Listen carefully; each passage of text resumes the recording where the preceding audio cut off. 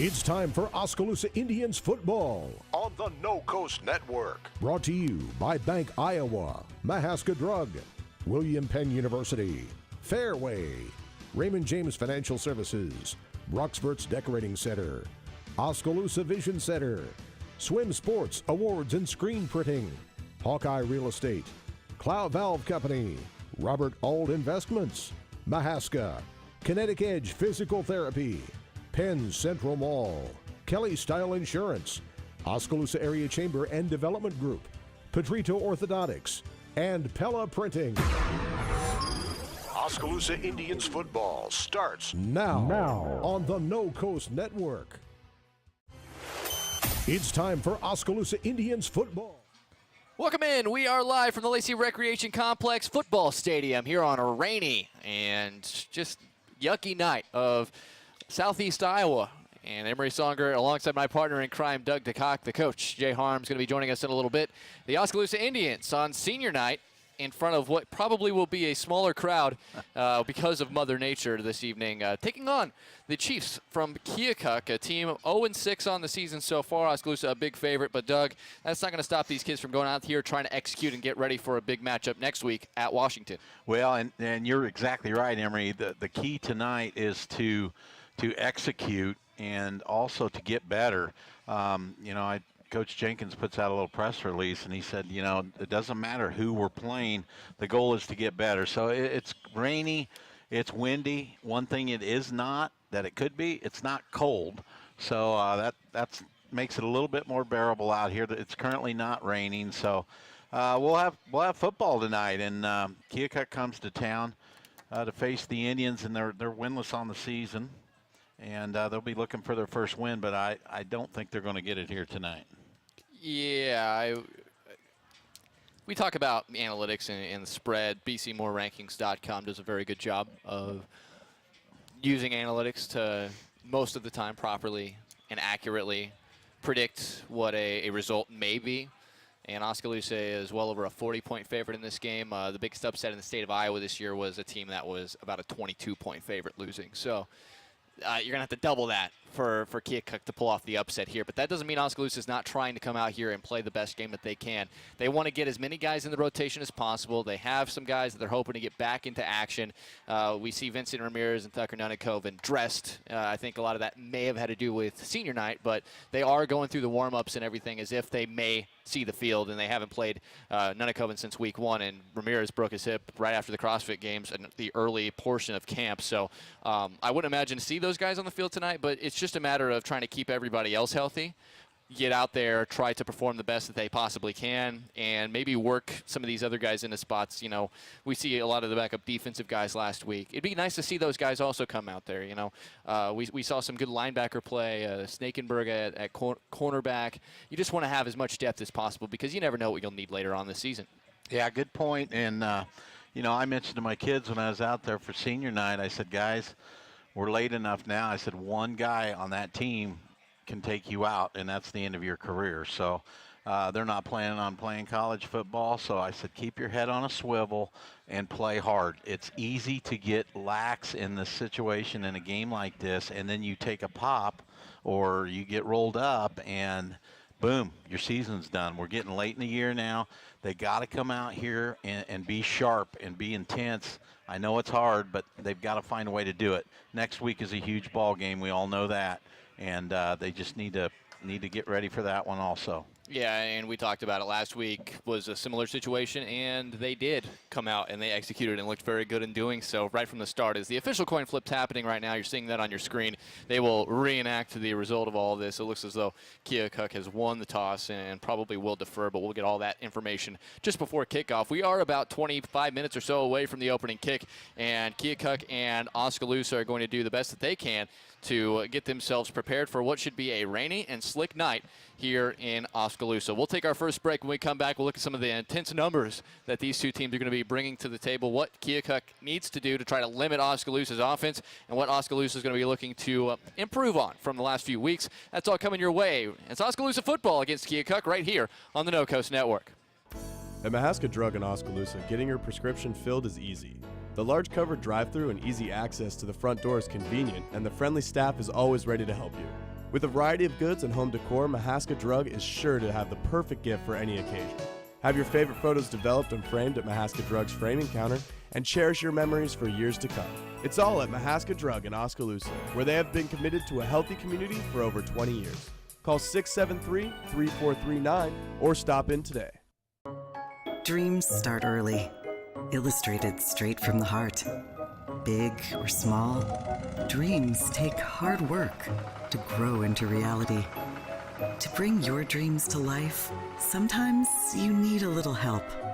So surround yourself with people who believe in your dreams and count on Bank Iowa to help you reach them. Bank Iowa, for the dreamer in all of us. Our roots are here in the middle of America, where humble beginnings can grow into great opportunities. Where hard work and high standards are the key ingredients to success. Where honesty and integrity matter. We're proud of our roots, proud to be a part of a community that shares our values, and grateful to our customers for giving us the opportunity to grow.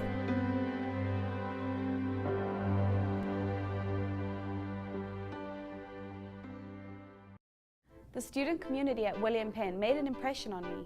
It's a real statement that you can come here and be part of something real. You have the opportunity to participate in activities. The coaches are awesome. It's easy to play for coaches that care about you. The real experiences at Penn have helped shape who I'm going to be when I graduate.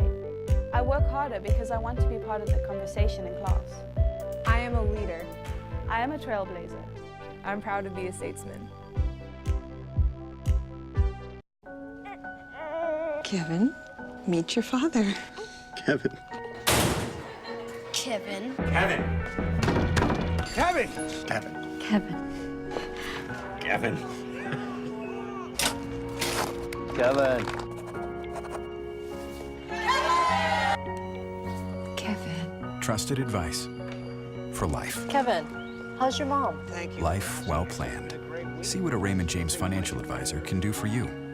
Swim Sports is once again open in Oskaloosa. This is Doug DeCock, the new owner of Swims. Along with Doug Swim, we are happy to be open again. Swims has a wide variety of trophies, plaques, and engraving available to Oskaloosa and the surrounding areas. We have an assortment of uniforms, socks, and belts, along with other sporting goods at the store. Swim Sports also provides a full screen printing facility for your screen printing needs. Come check out the new store at 118 A Avenue East in Oskaloosa. The two Dougs would love to see you at Swim Sports. Back here live at the Lacey Recreation Complex, the Oski Indians going through their warm-ups. We're still about 20 minutes away from the opening kickoff. And, Doug, we talked about what is interesting for this game. Not that Oskaloosa has, you want to say it as respectful as possible, but Oskaloosa is a good football team, a playoff caliber team. Keokuk hasn't won a game this season. So with that context clues, you can tell Oskaloosa is a big favorite in tonight's ball game. But there are certain things that we up here in the booth would like to see get cleaned up a little bit. What are a couple of things that you're hoping the Indians perform just a little bit better than we've seen in the last few weeks? Well, I'd like to see a little more consistency in the running game and some, positive yards every play. But last week we came out in the second half, did a much better job. But the first half we really didn't own the line, I felt like, and we're able to run the ball. If you go back to that game Solon played us the first drive against us, Solon did what I would like to see. 5 yards a pop. Here we go. We're coming at you. This is what we're doing, and do it. And we should be able to do that against a team like this. Now, Keokuk's coming in here. They're a young team. They're playing. We've been looking at this. They're starting a freshman quarterback. He's the leading passer and rusher. They got 2 sophomores that were right behind in rushing. So they're trying to maybe bite the bullet here for a year or two and say, hey, in 2 years when these sophomores are seniors, we're going to be pretty darn good. So those kids are going to play hard. They're playing varsity football. They're going to come out here and play hard and give Oskaloosa all they want. The Indians, as I mentioned, need to establish a rushing game tonight. Ball could be wet and rainy. They also need to, once again, limit the penalties. Try to cut back on those. Last week was the first week that their special teams struggled a little bit. So we'd like to see that cleaned up. We let some balls hit the ground on punts. We had punt returns against us that went for, I don't know, 25, 30 yards a couple, 2, 3 times. And so those are a couple things we can work on tonight and clean up. Seth Howard's been throwing the ball pretty well last few weeks, and hope to see him continue to do that and everybody keep clicking. Well, you mentioned Keokuk trying to bite the bullet, and I want to go back to that because last year they didn't end up as a team that really scared anybody on paper, but they did make a huge impact in the district race because they upset Washington in week 6 of last year just ahead of their matchup with Oskaloosa, which at that point made it very interesting because Keokuk was still in the playoff race at that point. Washington had just grabbed a loss that nobody expected, and that gave Oskaloosa a chance to not really have to worry about week 9 at all. They took care of business against Washington. They knew they were going to be in anyways, and even if they lost that game, there could have been a tiebreaker in any way, shape, or form. So Keokuk didn't do that this year. In fact, they got beat soundly, almost by 60 points against Washington last week. So this is a team that even though they were down a little bit last year, not necessarily as bad as it is now, they still factored into this race, and they want to do that here as well. Now, you could do that a lot of different ways. All you have to do is exploit one thing. And if they exploit one thing, then Washington's going to get this film and know that might be something we can attack. What are you looking for Keokuk that you think that overall, Oskaloosa really needs to key in on that to make sure that there is no weakness on film when Washington takes a look at what the Indians do this week? Well, last week our rush defense was fantastic. I think Fairfield had negative yards, so I look for Keokuk to maybe throw the ball a little bit more than what they have in the past. They've got quarterback's got 93 pass attempts, and that's through 6 games, so that's not a great amount, but I look for them to open it up. What do they have to lose tonight? Try some different things, try some reverses. You know, like you said, if something like that works, or if they see that our linebackers don't stay home and they float to the ball too quick and they're susceptible to a counter play or a reverse or something like that, then those are things that Washington will be able to pick up off of this film. So there is still a lot to play for tonight. And as you mentioned, last year's upset of Washington's probably was one of the biggest upsets in the state of Iowa. Nobody expected Keokuk to even compete in that game. And for them to win that game the way that they did was surprising to everyone because that was a Washington team that many were picking to win this district. Well, they were ranked number 1 for a few weeks last week. They started this season ranked number 2 in the Radio Iowa poll. Now, they're not now. I think people are kind of figuring out that maybe the hype train was a little bit much, but injuries have plagued them the last couple of years. Big-time injuries, not just little supplemental injuries with guys that you can find replacements for, like big-time players were getting banged up last season and this season. And you don't want to give teams excuses, and I'm sure they don't need the excuse. They just want to win football games. But you have to give them credit.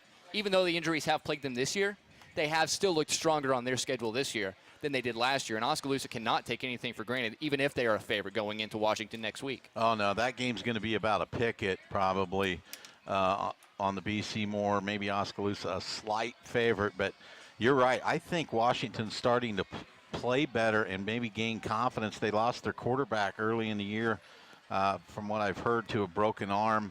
And so it takes a little while to get somebody else in there. I don't know if they've moved Javon Willis to that position, but if they haven't a new quarterback in there, it just takes a little while to adapt. And I think we're going to see Washington at their best next week, minus Ryan Regard, but he is playing defense. But I think they're playing better football right now, and they'll be at their best next week when Oskaloosa visits.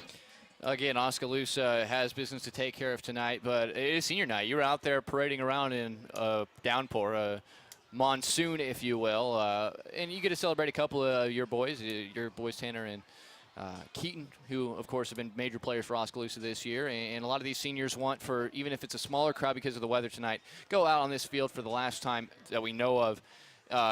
Barring a home playoff game, this is the last time they'll get a chance to play in front of these fans at this stadium. And there's a solid number of them, close to 20 seniors on this team. This is a different feeling for them, and I'm sure pretty emotional, and they want to go out on a high note. Yeah, they sure do. And these guys have been I remember coaching them in, I think it's 4th, 5th, and 6th grade, and I think the stadium was fairly new, and we was able to come over here and play a championship game, and how excited all the players were. And now you look at them 7, 8 years later, and they're they're ready to graduate. So this class has done a nice job. They were undefeated as 7th graders. They had some injuries, key injuries in their 8th grade year, and they lost a couple games, and then they came back and were undefeated as 9th graders. So they've had a lot of success. They were part of the playoff team last year.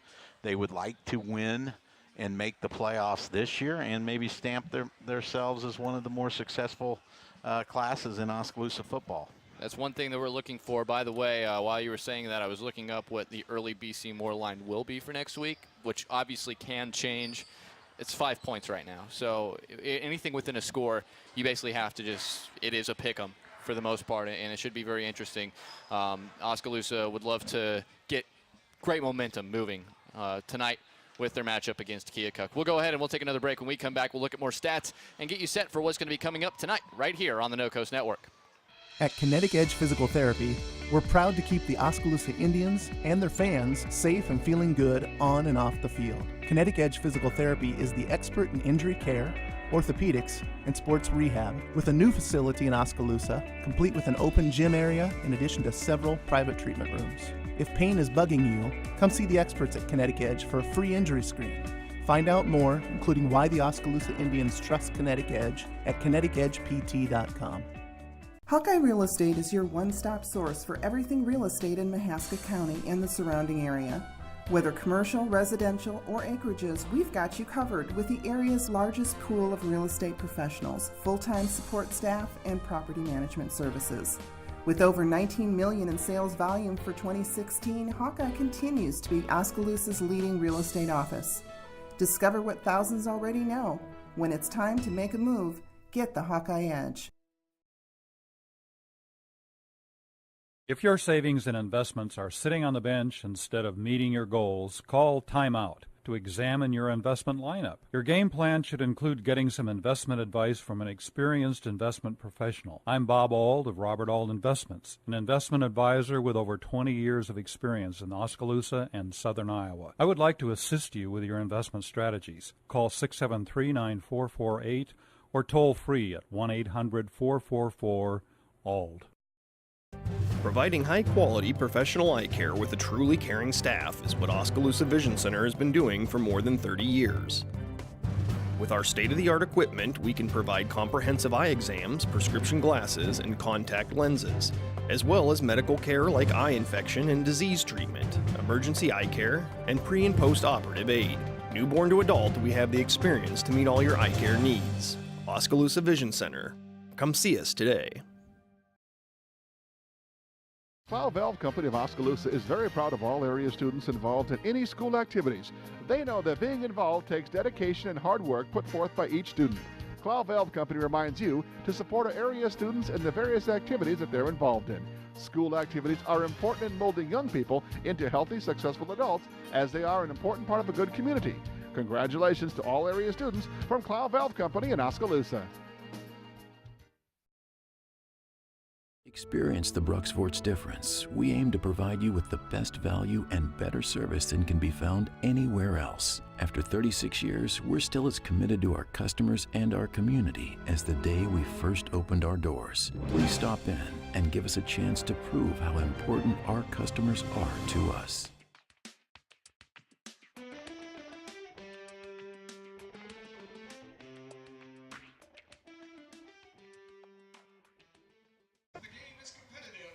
The Oskaloosa Indian Marching Band. The Marching Indians getting set to bring you what will be, I don't see the rest of the horns out, and I'm sure they're probably trying to keep those protected, but got a few of the horns out there, a few of the tubas. So, of course, and it's a rainy night. You got to protect the instruments, but I think they've been in some competitions in which they've done very well. This past weekend, Saturday, my wife is the color guard instructor, and they were in the top 3 in everything. Yeah, in they're every at Valley caption tomorrow. Yeah, and that's huge. That's a big one. That is the biggest one, I think, of the state. I mean, if you score well there, the audience is the biggest as well. So I can tell you this, that program is on the rise. Do not sleep on them. if you are an Oskaloosa supporter. I lied, the other horns are coming around the other end. So there will be all the horns. We'll have a full ensemble out here, but a little bit of a sparse crowd, at least right now. You can understand that with the weather and the matchup also. And the fact that folks can watch us on MCG Channel 7. Check us out on 99.5 FM and AM 740 KMZN, RadioKMZN.com with the live video stream. The help of the Oskaloosa video production crew. The coach, Jay Harms, is bouncing around. We'll try to catch up with him, but if it's raining out there, it's not safe for him to have all of the all that electronics. Surely don't think people stayed home to watch this game tonight on TV, do you? No, absolutely not. But I mean, they can't let a little rain scare them. You know we wouldn't do that. But this is for the community. Hello, everybody. We know you're out there. If you were, questioning whether or not you would catch hypothermia or you are allergic to wetness, if you have a little bit of Wicked Witch and you think you might melt, this is an opportunity for you to check us out live, of course, on the No Coast Network. So we appreciate you for joining us. And again, this is a great opportunity for us to work with the Oskaloosa High School and Oskaloosa Video Production Department as we have all season long. We appreciate them for all the help that they give us for the football games. Excited to do that for basketball as well. And it's just overall a real exciting time to be a member of this community, especially with the sports teams on the up and up as well. Makes it a lot more fun for us to cover. They are big favorites against this Keokuk team tonight. Keokuk 0-6 on the season. They have not scored more than 20 points in any one game, and that was to Fairfield, who Oskaloosa beat 54-0 last week. They have competed in a few matchups, but last week got lambasted at home by Washington 63-0, and that's what they're trying to kind of get the taste out of their mouth there. Solon put up 47 on them, 47-7. But they have, other than that Washington game, have scored at least once in every game. Oskaloosa would be a nice accomplishment if they are able to get a shutout for Oskaloosa. I'm sure that's a goal for Coach Jenkins as a defensive guy. Of course, the colors are getting presented as well. Let's go ahead and take a listen in to our national anthem.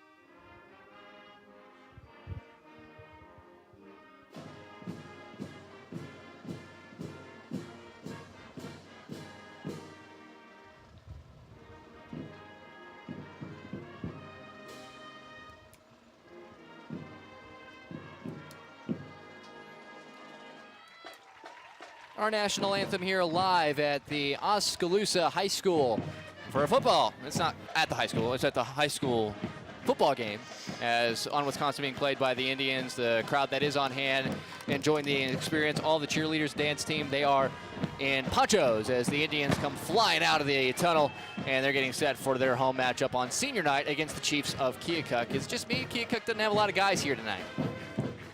They do not. It's like a mini swarm over there.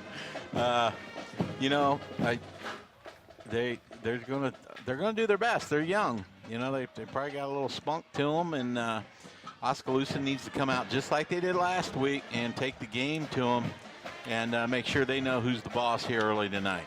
Oskaloosa at 4-2 find themselves in district play, which is even more important, at 3-1.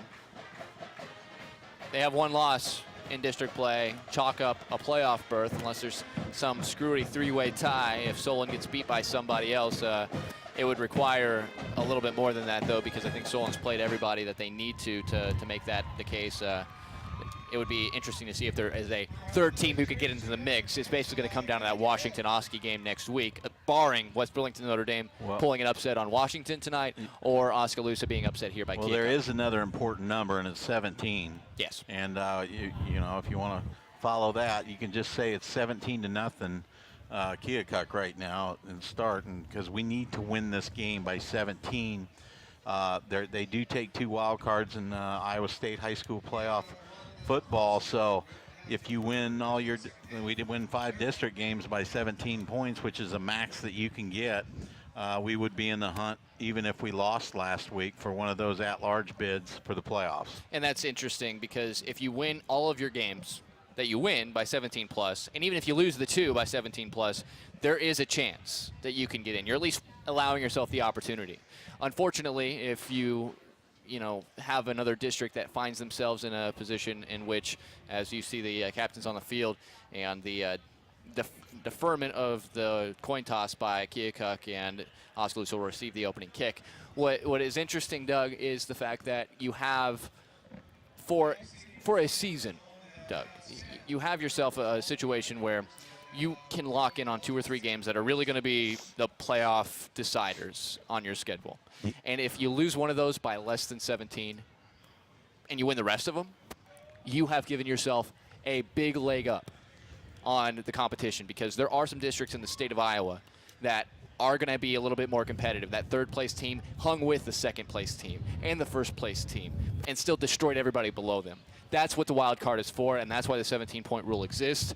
And with only 17 points, you can put up 70 points, and it doesn't matter. It keeps everybody close and makes it extremely important to watch what you're doing out there, be smart, but you don't have to keep the dogs on them just to run that score up. Right. To try to get yourself in a position with the point differential. Yeah, I mean, you get up by, 30 or get that running clock. Yeah, get the running clock, and then you can call the dogs off. But it's kind of interesting. This season is almost a carbon copy of last year so far, and in this district, it is literally.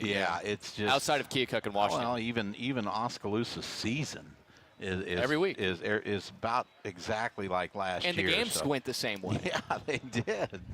Either way, it's Keokuk ready to kick off. Miller could take one to the house tonight. It is Miller back, but he will subside as it's going to be DJ Miles returning it from about the 8. Makes the first guy miss, makes the second guy miss, gets outside the hashes, gets outside the numbers. He's got some blockers in front of him, turns it up, he's across midfield. He's at the 45 and will be tackled.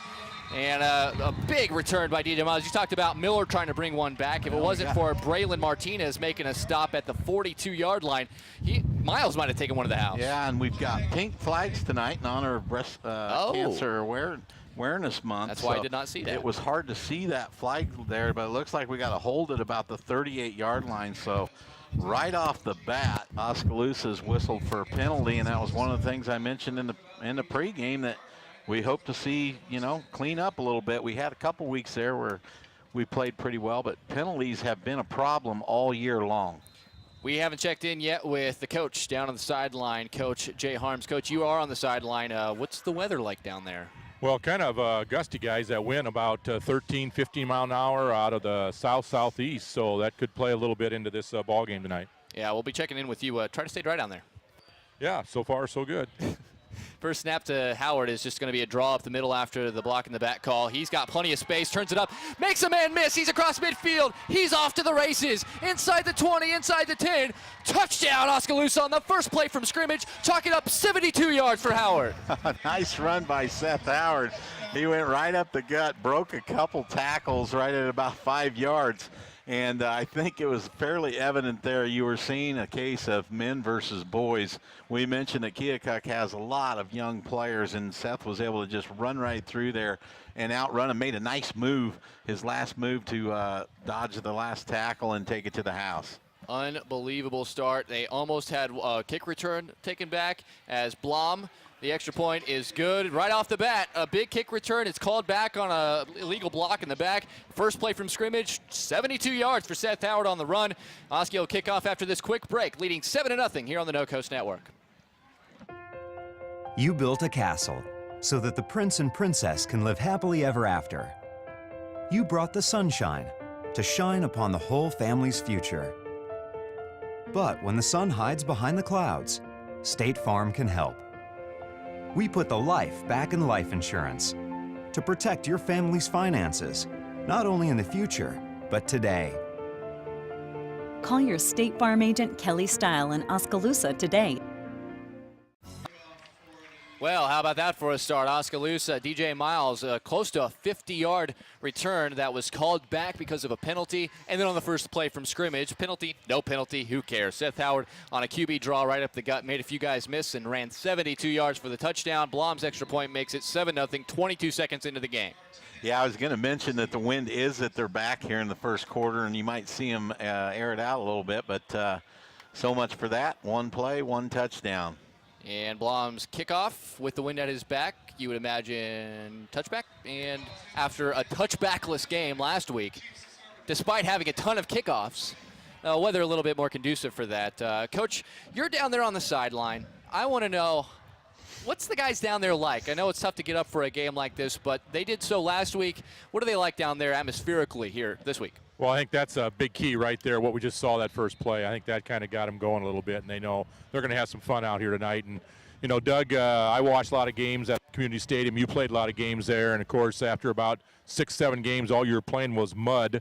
And, of course, this kind of turf we have out here is not going to have any effect on this game. Uh-oh. Big play for Keokuk. A nice block on the edge and a missed tackle, and immediately a 27-yard pickup before Van Rukel can make the tackle by the quarterback, Corey Skinner, who you talked about. A freshman they've given the keys to this offense for, and he's their leading rusher. He is the offense. Well, I'm not sure what happened there, but there was a big opening, whether they caught us on a blitz to the wrong area, but Keokuk with a nice play out right out of the box. Yeah, a little read option. You're going to probably see a lot of that tonight. A gain of about 2.5, 3 yards. They go to the back with Braylon Martinez. Martinez does have 4.5 yards per carry. Keegan Carter, another runner, 4.6 yards per carry. But they just haven't given them the ball a whole lot. Between the two of them, less than 10 yards or 10 carries per game between the two of them. Yeah. Wouldn't you rely on them a little bit more, you think? Well, here they go. They just got big yards running the ball. Now they go empty set from the shotgun. 4 wide receivers and an H-back. Here's the snap. Quick look, and this is Skinner incomplete. It is Keaton DeCock on the coverage. I don't understand that. The intended target was Keegan Carter. And again, I just asked, you have 2 backs averaging over 4 yards a carry on the season, and they get it less than 10 times a game between them. Well, and you had, you got almost 3 yards on that carry there on first down, and then you just emptied the backfield, and Oskaloosa knows what you're going to do then. 3rd and 7. I don't want to be too critical here. They have 2 backs now. They're going to roll out to the near side. Looking down the field is Skinner. Now he's going to try to run for it. He's got a little room, not enough room, and he's going to be pushed out at about the 45-yard line. Well, and he lost his helmet. Yeah, so he would have to come off the field anyways. But an impressive first play, but I would agree with you, as that was kind of close to being right on the edge of the maybe a 15-yarder. Ossie's going to have to watch that. That was you got to keep your eyes up. If you're seeing the ground with your eyes, that's got to be it. And the referees are the ones that are going to change the game. If it's close like that, it needs to be a penalty. You got to keep your head up. Especially in a game like this. Yes. Oskaloosa, there's no punter back. They have just kind of a shotgun. They're going to run a play. The punter going to the far side, trying to get to the edge. He didn't make it. Great tackle. That's Van Rukel on the far side. I think Keaton got him there. No, you're right. How about that for one? How much does he weigh? They have number 5 running the football. There's not a 5 on my roster, and that frustrates Ghost player every week. It drives me nuts. Nice job. Give me a roster that has a right number. I got to give credit to my son there. He's not a big sticker, but he come up and stopped him cold. It was, and that's why I thought it was Van Rukel. Yeah. He's been hitting people the last couple of weeks. But, Doug, what is going on with – I mean, we get a playbook, right? Like, and you give your playbook to your team, and you're trying to figure out what works. And it's week 7, and you had a thing that works, and you go away from it on the first drive. You're a big underdog down 7 already. I don't know what's going on. Anyways, turnover on downs. They were a yard short. Here's a quick handoff right up the gut. Here is Hill. He's got plenty of space. Gets a block. Trying to get to the outside. Makes another man miss. Runs through a tackle, and eventually will be brought down at the 21-yard line by Jamin Close. That is another huge pickup on the ground for Oskaloosa, right on the edge of the red zone. Well, they're going right up the middle, and I can't – I assume there's good blocking up there. Give credit to Hunter Else, Nick Kuntz, and Brant Brown right up the middle. And give credit to Tanner DeCock, who really sealed the edge. Right back up the middle here with Hill, trying to run through another tackle, and it'll be dropped at about the 16, a gain of 5. you may not see Oskaloosa throw a pass tonight. Yeah, we're going to put the over-under on drives just for fun tonight at 7. So if Oskaloosa runs a drive where they have 7 or more plays, we're going to consider that a bad drive. All right. How's that sound? All we'll right. keep score that way. It's 1-0 under. Here's the snap, a little read option. Howard will keep it. He's inside the 15. He's got some space, needs a block. Chapman gives him the block, and he's into the end zone. Another touchdown, 16 yards this time. Seth Howard running all over the Chiefs, and with 9:25 to go in the first quarter, Husky leads 13-0, PAT to follow. Yeah, this one's going to be out of hand by into the first quarter, it looks like. Now, our defense needs to figure out what's going on here. Well, I mean, if you can't, it's going to be, if they're running the opposite of what we think they might run, then it might be interesting. As Blom on to attempt the extra point. Snap, hold, kick up, and it is a good one.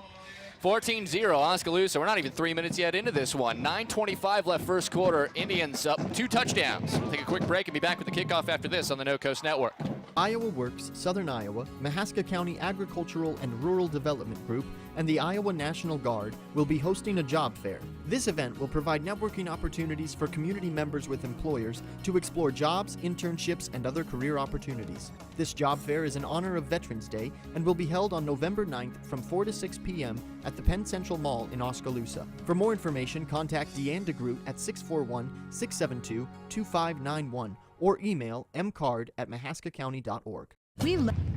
Welcome back. We are live here from the Lacey Recreation Complex. You couldn't have drawn up a better start for Oskaloosa as they get the ball twice and they run a total of 4 plays, 1 on the opening drive, 3 on the second drive, and 2 touchdown runs, one of 72 yards, one of 16 yards for Seth Howard. And I'm not going to worry about the stats tonight because they're going to be a little wacky.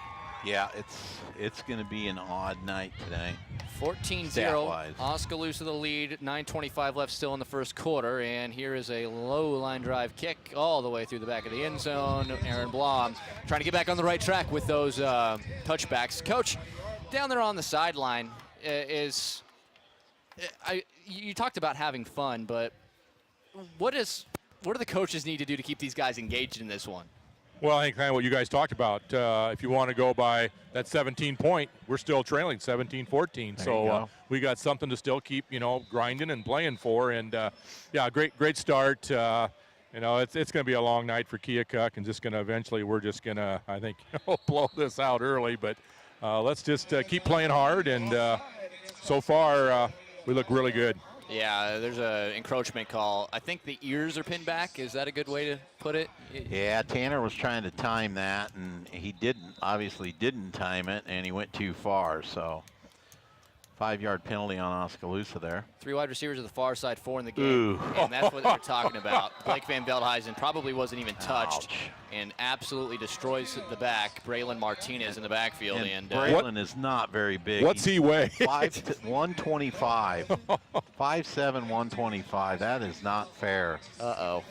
But you guys, that first series they had, if they don't throw the ball on second down, who knows? They have a chance to pick up, the first down. Move the chains. I don't understand why they did that. And whistle, timeout Keokuk. They're going to talk about it. Matt McGackey, he wants to chat it over. We'll go ahead and take a break with them. We'll be back after a quick break. Oski leading 14-0 early first quarter here on the No Coast Network. Love to help people with their smiles. Petrito Orthodontics of Ottumwa and Oskaloosa is all about creating beautiful smiles and increased self-esteem that lasts a lifetime. We specialize in creating individualized smiles by committing to make each visit a memorable experience. Our office is equipped with state-of-the-art technology to ensure optimum results. For help with your smile, call Petrito Orthodontics. For over 30. Oskaloosa, a 14-0 lead. We have still plenty of time, 9 minutes left in this first quarter. And it's all about staying sharp and trying to improve on things, but you also want to get out of here as healthy as possible. Coach Matt McGackey had kind of a little Cinderella middle part of last season, which was really cool for Keokuk, but now the pieces are there for maybe in a couple years making another push at this thing. This year, not that year. 2 wide receivers to the far side, a tight end, couple backs. They'll fake it to the deep back. Rolling out to the right, looking to throw a Skinner. Fires it over the middle, and he's got his man. Nice play design on a drag all the way across the field. The catch was made by Matt Wyatt, and he's got it right at the chains for 10 yards and a first down. Well, they just flooded the right side of the field with receivers there. Keaton was out there guarding a guy, and that guy came from the backside, so they had a lot of guys up flowing this way. It's not bad play design right there. You're running away from the pressure, too. First and 10 from their own 31, going from left to right are the Chiefs, wearing their white uniforms with purple pants. This is going to be a keeper. And again, Skinner finds some space, tries to get to the outside. That's a good tackle by Jaden Van Roekel, not letting him get outside the numbers, and he may have been off. But that's the second time the read option has found a little seam up the middle. Yep, and our defense certainly does not look very good right now. Can they stay into this game, though? Well, it's a mental thing. I don't care. That's what they're going to see next week is a read option. Yes. 80% of the time. And they better be able to stop that. Skinner, just a freshman, 5'11", 165. He's got the keys to this offense, and they're going to run a little jet sweep. No, he's going to fake that too. This time he is bottled up. Van Veldhuizen, the first man in on the stop. He is helped by Kenny Satimi for a gain of a couple. And if you're Keokuk, you just want to try to move the ball across midfield. You want to score some points. Well, you're looking for small victories, and I think offensively you've got a couple small victories here in the first quarter. I mean, they've moved the ball. So if you're a coach for Keokuk, you got to be happy about that. Second and we'll call it 8. 3 wide receivers to the far side. Here's a snap, looking to throw. It's going to be just a little shorty. Wyatt's out there in the flat, and he'll be stopped for a loss. It's good defense. Miles, and that's going to be a flag, just driving him out of bounds, being too aggressive. Miles is out there. I think that's also Silvers. No, that's Silvers. Oh, is it? Yep. So those two, you gotta know what you're doing. Yeah, just those are the careless. things you can't do in this game. Well, you really can't do them next week. I mean, if you're going to pull this stuff, then you're going to be in big trouble against a good team. That's going to be a first down. Yeah, automatic first. Keokuk's line did a good job there, though. We didn't get any penetration up front. The problem Keokuk has, though, is that they have one play like that, or they open a seam, and then the next play they miss Blake Van Veldhuizen completely. Yeah. Well, that time they did a good job. Now they go empty backfield here. They are going to go empty backfield. No, they bring a different back. Antonio Smith is now going to be the lone back along with Skinner. They just have 3 different guys that are just rotating as the back, but keeping the same guys out on the field. 3 wide to the near side, first and 10 from the Oskaloosa 43. Skinner looking to throw, looking down the field, a lot of contact and no flags. Man, and a complete pass. Blake Van Veldhuizen just absolutely, he was getting tackled, and no call from the back or the head referee there. He was looking right at it. Hey, Coach, you've been in some situations where I'm sure a pitcher who was struggling in a blowout game was probably getting a little bit more of a wide strike zone. You think that might be going on a little bit tonight, giving Keokuk just a little bit of leeway on the line of scrimmage? Yeah, I mean, you see that, at times in ball games, and yeah, it could be. I noticed the first pass that he threw was not a very good pass. It was kind of like a wounded duck, but that last pass he threw a pretty nice tight spiral right into that wind. And the wind looks like it's really whipping down there. Our big flag is it's not straight out, but it's close. It's blowing pretty hard, it looks like. Yeah, it really is. I can feel it on the side of my face hitting me coming out and said the south-southeast. Pretty brisk wind right now. A little chilly down there? No, it's actually nice, comfortable. I think I looked 68, 70 degrees. Nice. So, yeah, nice night. I was going to wear shorts. Thought about it. That'd be first time I think ever I could wear shorts for all the ball games that I've done, but I passed. Not willing to pull the trigger on that. Here's a little short throw. It's going to be caught by Martinez out in the flat, but he falls. There was a false start before that, and that's going to make it 3rd and 10 all of a sudden after a couple of incomplete pass, or an incomplete pass, a false start, and then a pass that loses another 5 yards. So there's actually going to be 3rd and 21. Yeah, Emery, you mentioned except for last week, Keokuk has scored every week. Not a lot of points, but they have scored. They have scored against everybody, but they did not score last week. 5 wide, 3 to the near side. This is a 5 wide opportunity if there ever was one on 3rd and 21. Here's Skinner, stands tall in the pocket. Short throw, intercepted by Tanner DeCock. And flag is behind him. He is going to break toward the near sideline across the 30, and he is going to get past a couple of tacklers, get inside the red zone of the 18. Well, you're going to call interference? If he calls interference on Tanner, that's a bad call, guys. I think there is a chance this could be an illegal block in the back right after the pick, because there was another Indian right there with the receiver. Coach, you had a good view of that, didn't you? Well, the replay just I did. And it looked as though a clean block, and it is pass interference. Oh my goodness. He said he grabbed him by the jersey. Well, let's see. If we can cue that replay up again, guys, so we can see the beginning of that play, the beginning of the interception if we have it. It'd be interesting to see, but in the piece I just watched there, it didn't look like anything from our side, the camera side, and that's where the official was coming from. And Coach Jenkins, he's a nice, well-spoken guy. He's not going to, here it is. I missed it. It must have been very subtle, and it must have been right before the ball was thrown. Well, I'm sorry, but this giving teams a gift. Well, it was Miles who was running with that receiver, and that's the only thing I could think of is maybe he just had a hand on him as that ball was being thrown. Because from the angle that we have there, and thanks, guys, back downstairs in the control room, hooking us up with that replay, didn't look like much from what we were able to see there. Either way, it's going to be a 15-yard penalty, but it still makes it a 3rd and 6 because of how far away they were from the first down. Not an automatic first down in high school ball. 3 wide receivers, 2 backs. Here's the snap. Skinner is going to hand it off, trying to get to the outside as Martinez. Nowhere to go. And there's holding on Keokuk. It's blatantly obvious, and they don't call it on DJ Miles, against DJ Miles. I mean, this is, it's not 45-0 right now. It's 14-0. So call the game like it's a close game. This is starting to get me a little ticked off up here. Oh, you'll be all right, Dougie. I know it. Well, they're holding every play. I sympathize with you, but I think if Oskaloosa is able to do some good things here. Well, what do we always say? You got to adjust to the officials, umpires. You just got to go play through it, and we'll be fine here. Penalty yardage will look interesting. I don't think. Other than a false start. Look at that. They're going to look to throw, and nobody home.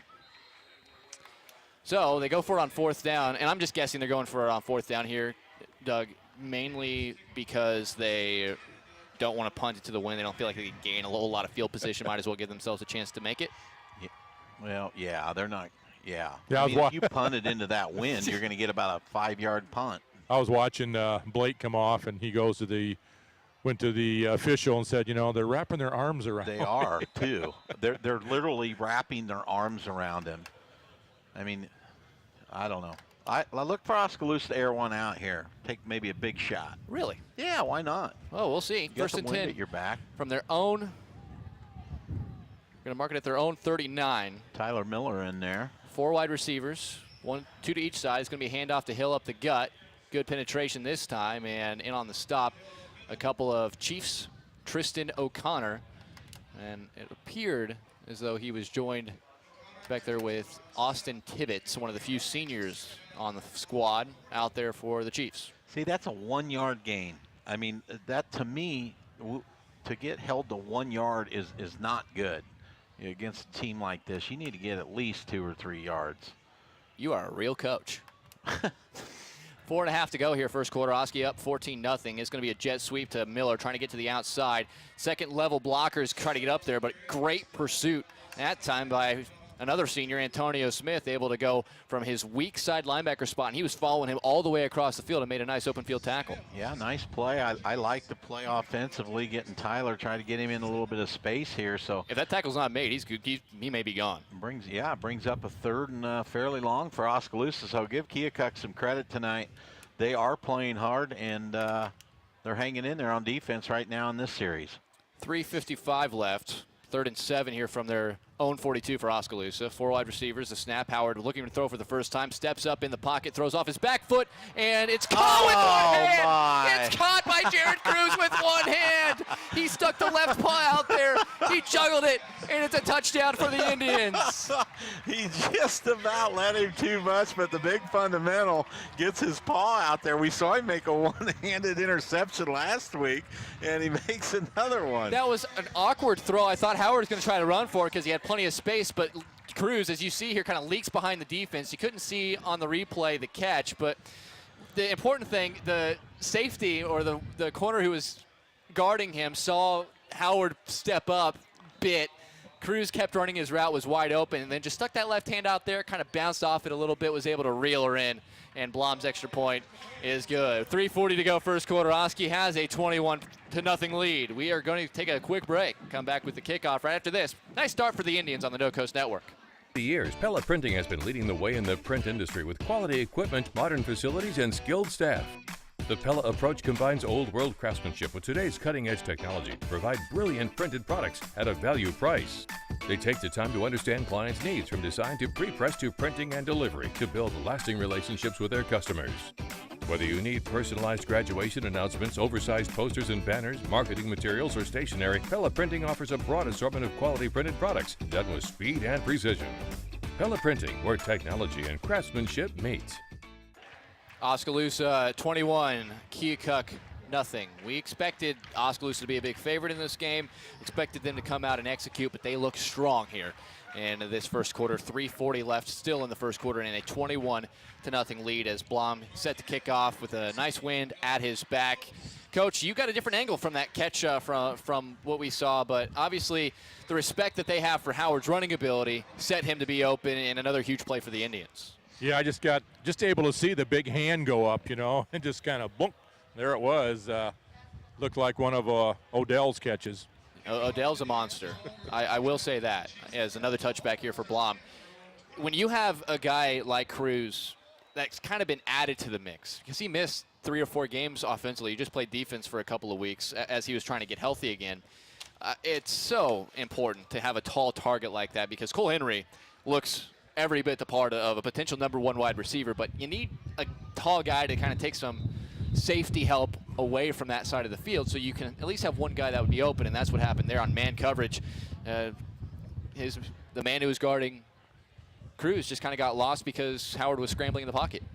Yeah, Keokuk going with the empty backfield here again. A tight end and 4 wide receivers. They send a man in motion. Here's the snap. It's a read option. Quarterback Skinner keeps it. This time he gets maybe 2. And Oskaloosa has made a nice adjustment to that play, at least filling the gap from the second level. Yeah, they're going to have to be able to stop the run inside the tackles or right over the tackles because Washington next week is going to wear them out in those areas. Dykstra was the man who eventually would bring the man down. 2nd and 8 from their own 22. 2 backs, a couple wide receivers to the near side and a tight end to the far side. Snap, this is just a traditional handoff to the deep back out of that pistol, and looks like Martinez was the back, and he gained nothing. 3rd and 8 coming up. Good job there by the defense, getting a little penetration. Hold them to little or no gain, brings up a 3rd down and 8 for Keokuk. So Oskaloosa gets another hold here. They'll have to kick into a stiff wind. Oskaloosa probably start in Keokuk territory. Look at this formation. They got 4 wide on this near side and 1 to the far side. Kind of fun to watch, all these different formations. Empty set, 3rd and 8 from their own 22. They do send Martinez in motion. Here's the snap. Skinner looking to throw. 4-man rush. He's under pressure. Fires it out into the flat. It was a nice throw, but a good job by Silvers. Last second, turned his head around, put his hand up, and knocked it away because it was a nice back shoulder throw into the wind. Would have been a completion, but Silvers, he has really stepped up the last few weeks. Yeah, another good job by Calvin. Had him covered up the left sideline there. And you're right, Emery. He got his head around just in time. I didn't think he was going to get his head around. You need to realize as a defensive back how strong the wind is. Yes. And the quarterback's not. So you start looking a little bit earlier tonight. They got the punter back. This is jamming close, averaging about 35 yards a punt. May not get that this side of the field. He's angling away. Wind's going to kill that high punt, and it's going to go out of bounds. That's at the 35-yard line. 35-ish. We'll see what the officials mark. And there's actually going to be the 33-yard line, and that's where Oskaloosa is going to take over, leading 21-0. 2 minutes and 21 seconds left in the first quarter. Running clock, if Oski does get to 35 or more, would not come into effect until the second half. So still some work to do. Henry, Chapman, DeCock, Miller out there as wide receivers. Hill is the back. Howard on 1st and 10 from the Keokuk 33 after the short 11-yard punt. They got Tyler split wide left here. a little bit different formation. Oh, you got Cole Henry out there one-on-one on the Well, they got island. one safety, and he can only pick one side of the and field. He's moving over this way. Yeah, you got one-on-one with Henry. They're looking that way. Howard now looks to his left. He will pull it, and he's got plenty of space to run. He's inside the 30, and he's going to get to the 25 before slowing down and take some contact. In this game, if you're Seth Howard, if you run into a wall, how about you just take a slide, fall over, don't take a big hit, and risk being out for next week's huge game. Yeah, I'd love us to be able to check out of whatever play is called and go, say, some type of check to Henry. We got one-on-one over there. Anthony Potratz is the guy that is still in one-on-one with Henry on the far side on 2nd and 1. He is 6'2". Oh, he's good size there. Yeah, it's not a terrible matchup for Keokuk. Howard again looking to throw. He's going to throw that direction. High jump ball, and Potratz does enough to put the ball down on the ground in completion. Good coverage there. Good job by the defender there for Keokuk. Seth tried to go to Henry. Anthony Potratz. Little post route there, and good defensive play. With this wind, even with the wind at your back, it's going to kind of sail on you a little bit. Well, and hey, here's a change, guys. Got Blake Van Veldhuizen hiking the ball center. Interesting. Howard on 3rd and 1. Want to get this first down. It's just going to be a QB run up the middle, and he's got space. Tries to make one man miss. He does. Gets away from another, and he's into the end zone. What a run by Howard. His 3rd rushing touchdown of the night. I think that was right over Blake. Yeah, it was. Well, and there were a couple of chances Keokuk had to bring him down, but just couldn't do it. But it wasn't right where Blake was at. No. It was farther down the field. No. Good call down there, Coach. Yeah, there's one missed tackle. That one right there, that's a huge Number miss. 7 was not real aggressive. That was Potratz. He says, just keep throwing it my direction. Yeah. I'll knock it down. The guy who really missed the tackle, though, was our mystery man, number 5, who's not on the roster they gave me. Either way, the extra point is on the way and good from Blom. And just like that, 28-0 Oskaloosa with 91 seconds left still in the first quarter. We'll take a quick break and have the kickoff after this on the No Coast Network. Wonder what the outrageously energizing experience of Mountain Dew Kickstart is like? Well, it's like a combo of 3 awesome things. Dew, juice, and caffeine rebooting your entire personal operating system. Mountain Dew Kickstart is in position for consumption. Release the Mountain Dew Kickstart. Mountain Dew Kickstart released. Experiencing a charge of Mountain Dew Kickstart now. Mountain Dew Kickstart operation successful. Roger that. Get charged up with Mountain Dew Kickstart, now in 2 energizing new flavors, mango lime and raspberry citrus. Fuel with flavor. 28-0 Oskaloosa. Coach is down on the field. He's feeling what's going on down there. Doug, you're up here in the box. I think we're all thinking the same thing. What can possibly be improved tonight now for the next 3 quarters to get you ready for the biggest game of the year next week? Well, we just talked about it a little bit. It's going to be tough now. I think you're going to see the reserves, your backups getting in there, and hopefully they get some good, valuable time tonight. Blom through the end zone. But now you worry about being a little rusty next week coming out because, last week you had a blowout. You got a blowout already here in the first quarter. 28-0, still 1:31 left first quarter. They don't hit a lot. I mean, just that's the way high schools do it now. There's not a lot of hitting during the week. So one good thing is you got guys getting healthy. We'll go into next week, about as healthy as we've been all year. Yeah, barring anything happening for the rest of this game. 2 wide to the far side, 2 backs. He'll snap. It's going to be a handoff to the deep man, Martinez, and he breaks through a couple of tackles and gets about 6. And that is actually not Martinez. My mistake. That's Antonio Smith, one of the seniors. He's 6 foot, 200 pounds. Guys, I'm standing down here and listening to you talk about that, and I think this is as a coach, and what you start doing, you start playing the mental game with them.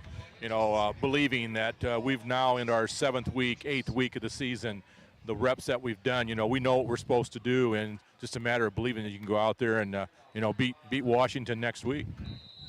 Coach, I couldn't say better. As Satimi blasted into the backfield, loss of 1 on the handoff. Looked like that was Smith again on the carry, and it's just plugging gaps for that defensive line. It's staying healthy. It's trying to accomplish things. Maybe get yourself a little bit of momentum for some of these other guys. You see out there, instead of Silvers out at corner, they have Zuhair Mamoon, who's getting some much needed reps at corner just in case you need him later, even though Silvers has been fantastic at corner the last few weeks. Well, and I like to see that. Zuhair is probably going to be a little bit better run stopper Right, as here's a rollout to the near side. Skinner looking down the field, nowhere to go. Cruz misses the tackle, though, and it'll take Keaton DeCock pushing him out of bounds, shy of the first down by a couple of yards. It'll be 4th and 2 or 3, and if Keokuk, you probably go for it here, right? If you're Oski, you call timeout. Make him punt it. Make him punt it in the wind. Unless you want to get some offensive plays in, which... Yeah, or maybe you just want it. I don't know. They're going to wind the clock. You think they might wind the clock? Well, he ran out of bounds. Yeah, he ran out of bounds. Yeah, but I don't know how the high school rules work, I guess. I thought I did, but if it wasn't running before the snap, then I guess I don't know. Good kick. Much better kick into the wind. This is going to cross midfield and stop at about the 48-yard line and go out of bounds. Oski will have one play with 6 seconds to go here in the first quarter. But in the college game, and in the pros, it's not until the last 5 minutes of each half do they actually keep the clock stopped after you run out of bounds. So I've always tried to figure that out. If you it's the you're last somebody 5 that minutes, wagers on games a little bit, you can do this thing called over-unders, and you watch that stuff when the ball goes out of bounds. You're like, what in the world's the clock running for? Yeah. Every second counts in those games. Hey, did you watch that? The ending Monday, of the Chiefs game Monday was night unbelievable. Game, scoring a meaningless touchdown to put them over the spread. And covered the spread and went over the over-under. Unbelievable. 4 wide receivers, 3 to the far side for Oskaloosa. Howard looking to throw on first down, a full all-out blitz. This is going to be thrown. Chapman makes the catch inside the 25, inside the 15-yard line out of the 10, and that's going to end the first quarter. The defensive back, Eddie Lee, I think, saw that in the air, and then the ball just kept carrying over his head. Chapman made a nice catch with his hands, and Oski will have it inside their red zone as we'll switch sides to the other side of the field. The Indians looking strong after 1 quarter of play. It's 28-0 Oskaloosa after 1 quarter. We'll be back with the second after a short break on the No Coast Network. If you are looking for brand names close to home, then look no further than Penn Central Mall in Oskaloosa. Penn Central Mall has a wide variety of stores for people of all ages. Find the perfect pair of silver or Vigas jeans at Maurice's.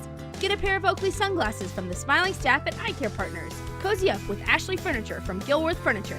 And find that dazzling diamond from Gardner Collier Jewelry. When you're done, grab a bite to eat at Mir and Cheeto or the Pizza Ranch. It's all at Penn Central Mall in Oskaloosa. Shop, walk, and enjoy Penn Central Mall. MCG's new gigabit internet is here, and it's a real gig deal! Connect all your devices, download an HD movie in 7 seconds. Get unlimited use, no limits, no data caps, and no slowdown. And stream a video with no buffering, ever. Work, play, create, innovate with MCG internet. Call to get your upgrade free for 30 days. Buffering video, spinning wheels are over! You deserve the best, and MCG delivers. 28-0 Oskaloosa, the lead. We are at the top of the 8 o'clock hour and the start of the second quarter. 4 wide receivers. Seth Howard takes the snap, looking for Henry on a fade, over the top. Good defense. Again, that's Martinez, and that is a small guy. That is a sophomore. 5'7"? 5'7", 125. And he's able to jump up there and knock it down. A little guy going up there. I'm surprised they haven't switched sides. I mean, Oskaloosa made the adjustment and not keep putting Henry on the opposite side of the foot. They just did. Yeah, they did switch a guy over there. That's actually, it looks like Skinner, the quarterback. 5'11" over there now. Here's the snap. Howard looking to throw on 2nd and 10. He's going to throw it as tipped, and that's a good play again by Martinez, jumping the route and knocking it out. Yeah, good play. He's 5'7", but he's getting some good reads. You know, we haven't had a lot of pass plays over the center of the middle of the field this year, it seems like. Everything's going to the outside. been on the edges. So it's worked for the most part. Yeah, but, you know, when you get in big ball games, you got to be able to expose them over the middle, too. Oski comes with a little bunch to this near side. 1 wide receiver to the far side is Henry, and it is, I believe, jamming close, not Skinner, the quarterback, but close. You know, you're going to have a quarterback keeper or a run up the middle here, probably. This is 3rd and 10 from the 13 as a rollout to the near side. Howard looking to throw, and now he's going to tuck it and run. He's inside the 10, inside the 5. Good block down the field by Tanner DeCock, and he's into the end zone. Another touchdown. That's a 4th rushing touchdown for Seth Howard here in the first half. And with 11:41 to go in the second quarter, it was just a stretch play for the quarterback pretty much. Yeah, he rolled right, and he actually had Tanner open, but Tanner probably would not have been able to get in the end zone, so he took off running, and Tanner laid a a nice block for him to. That was the only one he needed. Yeah, that's the only one he needed. Blom to kick the extra point. It's on the way, and into the wind is good. 35-0, Oskaloosa the lead, 11:41 to go here in the first half. We'll take a quick break and be back with more after this on the No Coast Network.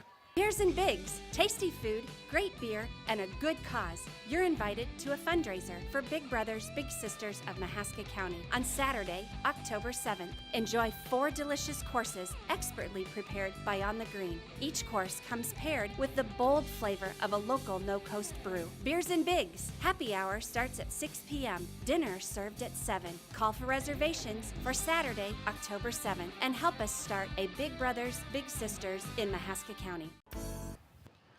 35-0, Oskaloosa the lead. If you're listening to us live on 99.5 FM and AM 740 KMZN, we appreciate it. If you're watching us, we appreciate you too on radiokmzn.com as well as MCG Channel 7 in Oskaloosa. Oskaloosa themselves on the football field doing some work. 35-0 and 4 rushing touchdowns already in the game for Seth Howard and a long passing touchdown to Jared Cruz, who made a one-handed catch down the field. Keokuk, they were up against it from the start, and we'll just see how long Oskaloosa kind of keeps the dogs on them. As Blom to kick off. I don't know if a touchback's happening on this side of the field, though. He's going to boot it away. This one is going to be a shorter kick, and it is going to be received at the 20-yard line. And nice hitting down there in coverage. Jaden Van Rukel down there along with Coy Snakenberg. Only a gain of about 20 or 6 or 7 yard line. 6 or 7 yards to the 27-yard line for the return man. That's Jaden hurt himself a little bit there. I don't know if they know it down there, but Jaden's his left side, it's his arm or shoulder or something. Coach, can you see if you can see anything there? He looked like he dinged himself a little bit on that hit. Yeah, I'll keep an eye on him down here, guys. 2 wide receivers on the far side. It's going to be a pitch to that edge to Martinez, and good pursuit to the ball. It was a good job just making him stretch out by DeYoung on that far side, and then Tanner DeCock with his speed, lateral speed, to just pursue him with no blockers in front of him and able to make the tackle for no gain. Looks like Jaden's kind of got through it now. Yeah, she's kind of shaking it off a little bit. Looks pretty good now. Well, remember, it wasn't all that long ago, about 4 or 5 weeks ago, that he was not at 100% playing back there at safety. 4 wide, 2 to each side. They do have an H back there as well. An empty look coming across as Martinez, and they'll fake the handoff to him, and he'll be stuffed. Dykstra, Van Veldhuizen in on the stop. Good penetration by the front 4. And it's going to be a loss of 3. 3rd and 13 coming from Keokuk's own 25-yard line. Oski leading 35-0, 10:47 and counting to go here in this second quarter. Looked to me like if they would have handed the ball off there, they had some room over here on the left side. So Oskaloosa catches a little bit of break there. Nick's got to make sure that he doesn't crash down too hard too early. I believe Tyjay Mueller, the backup quarterback, is wearing that number 5. They have him as number 6 on the roster. A little flats throw, nothing there. DeYoung wraps up nicely, no gain on the play, as they found Protrads out there in the flat, and that'll bring up a 4th and 13. Well, look out for Mr. Miller here. Well, he's going to get some space if this is a good punt. Yeah, he could do some damage. If he can catch one here, he'll have some space. Jamin Close standing at his own 11-yard line. Miller standing at his own 35. Went at the back of the punter, and he will put it in the air, angling toward the sideline. Miller will not get a chance to receive it as it's out of bounds. Every time he's punted, Doug, he has aimed away from Tyler Miller, and he's done so effectively. Yeah, that was a nice punt. Nice job right there. Oskaloosa does the same thing with Jaden Van Rukel. Yeah, and the ball is spotted at their own 43-yard line. Coach, you're down there.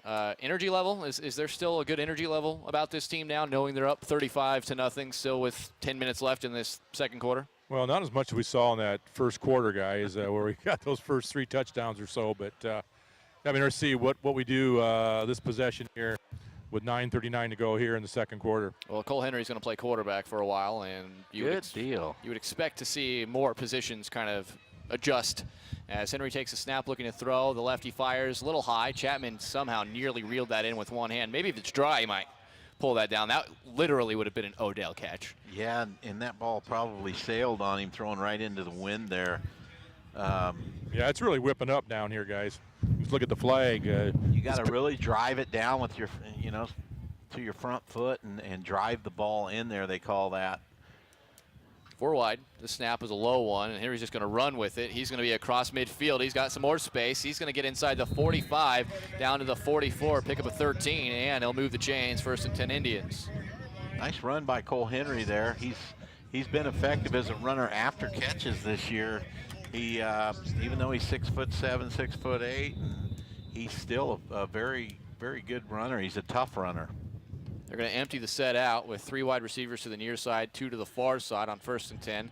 Henry hasn't gotten a lot of time to play at the varsity level this season. Howard been the starter. He's been at wide receiver, but now he's going to get to open the playbook up with him a little bit for a while. Here's a nice little in the flat, little out route from Hill. He's got the catch, and he's going to be brought down by Mueller at about the 29-yard line, and another pickup of 15, and that's just a good play design. Clear everybody out, and then the little underneath out route is wide open. Yeah, and a nice touch on the pass there. He didn't throw a rocket. He let him. Nice, easy ball to catch, and good play for Oskaloosa there. I really like seeing Cole in there getting a good, well, they'll probably bring Aaron Blom in for maybe the 4th quarter, but yeah, you got to like seeing Cole getting a good quarter and a half, 2 quarters in here. He has an empty set again, 3 wide to the far side this time. He's looking that way, and he's got a little slant with Cruz. He makes the catch, and he's right at the sticks, close on the stop. And it's going to be about 11 yards and move the chains. It's timing routes now, and that's what gets you in a rhythm. Yeah, and Cole's good. He's good at it. He's got a big advantage. He can stand in there, and at his height and just pitch and catch over the middle, you can see him attack the middle with much more consistency now. Fresquez is into the game. He's on the near side with Miller and Hill on the slot. It's Tanner DeCock and Cruz out to the far side.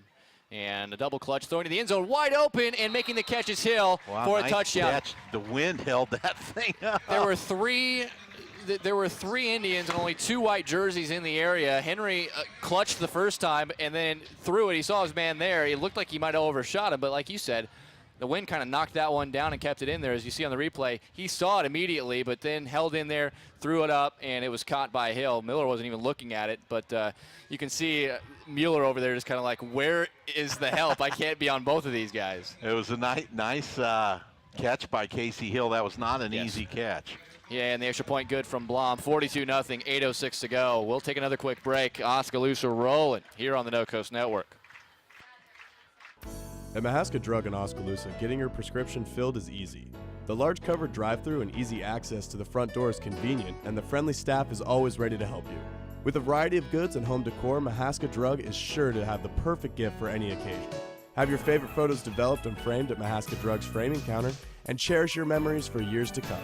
It's all at Mahaska Drug in Oskaloosa, where they have been committed to a healthy community for over 20 years. Call 673-3439 or stop in today. 42-0 Oskaloosa over Keokuk. Still 8:06 to go in the second quarter. Coach, you were down on the sideline. You were able to get a clear look at that play. Did the wind just stop that ball? Yeah, just like I think Doug said up there, man, the wind got a hold of that ball and all of a sudden started flopping around. And, yeah, great adjustment by Casey in the end zone. Good rush. Cole helped as long as he could, then he just kind of put her up. And, yeah, great throw, just to get rid of it. I get sacked, and then, of course, Casey. Yeah, and that's the thing with Henry. He is a physical player. As Blom is ready to kick off, he did take a hit at the end of that play, but was still able to deliver a fairly nice ball. Is this going to be a bouncer received to the this looks like Mueller again, and he's going to fall forward and get to about the 29. It's actually Sean Young who was returning that one. So now we're starting to sprinkle in some reserves. It looks like our defensive line is going to be all new players. Brooke Lander. Got Riley Miller in there. Riley Miller. Shane Hoven. Yeah, we're starting to get some different guys in there. Got Alex Lobrecht. Alex Lobrecht. Zuhair is in at a corner, so. Still some starters out there, though. And in the pistol, 2 wide to the far side, 2 backs. Mueller takes a snap, and he's looking to throw. Rolling to his right, fires it down the field, and nothing there. Good double coverage on the wide receiver. There's really only the one read on a little flag route, and Oskaloosa with a corner underneath, a safety over the top. There's not a whole lot to worry about there. As coming into the game to play some defense is Tyler McGuire, as he'll replace Zuhair, at least for the time being. Yeah, I think Shane Hoven's hosting a lot of guys tomorrow for a little paintball action out at his place. They're all looking forward to that. Sounds interesting. Not much into that scene, so I wouldn't know. 42-0, Oskaloosa the lead. This little speed option. They're going to flip it out to Martinez. McGuire doesn't take a very good angle on it. Martinez is going to get speared at the sideline by Van Rukel. A pickup of 16 yards to the 45. And he's got some pretty good feet on him, Martinez does. You wonder why they haven't tried to get him in space a little bit more. The only time he's touched the ball is up the middle. Well, and I'm not sure whose coverage that is out there. Nick's been cracking down, and I mentioned it on the one play they didn't give it to him. I'm not sure if that's his guy. He's not getting deep enough. Either that or it might have been McGuire just entered the game, and it might have a little confusion. Here's a roll out to the far side, trying to dump it off. This is off the hands and short. As again, I like the play design. Leaking out of the fullback spot was Antonio Smith, and he had a step on his man on that far side, but the pass just a little too high. Couldn't quite reel her in. Yeah, looking down our sideline guys here. Hey, it's great to see Darren Dykstra back on the sidelines with our coaching staff. He had a little health issue, and back tonight here on the sidelines coaching for the Indians. Yeah, I talked to him before the game, and he said he's feeling good, and you're right, a good point there. It is nice to see Double D back there on the sidelines. He brings a lot of energy to our team. 4 wide receivers, 3 to the far side. 2nd and 10 from their own 45 for the Chiefs. Mueller rolls to his right. He's got plenty of time. Now he's going to run, and Shane Hoven trips him up. He's eventually finished off by DJ Miles, a gain of about 3. That's good close speed there from Miles and Hoven to make sure that, because he ran immediately, he may have gained 6 or 7 yards instead of the 3 he got. Yeah, we're a little bit loose out there on the edge, though. Not sure what's going on. They're running everybody off. Either our ends need to get a little bit deeper or something, but we're not. It looks like we're kind of getting collapsed in on the ends. 4 wide receivers again are going to be split out to this near side, 1 to the far side. Not something you see every day. 3rd and about 7 from the 48-yard line. Mueller takes a snap, and he's looking to throw. He's under pressure, fires over the middle, tipped. Good defense. Again, a double team because they kind of know where they're throwing the football, and it was close from that far side. He was all by himself and coming across the field, trying to get eyeballs away from him. Oskaloosa not biting, and it's going to be 4th and 7 in a likely punt situation here with close, with the wind at his back.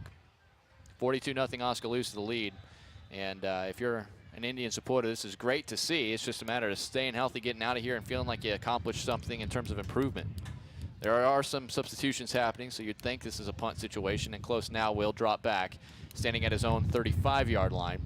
I don't know why. He's going to take the snap, and he's going to put this one high in the air. Go.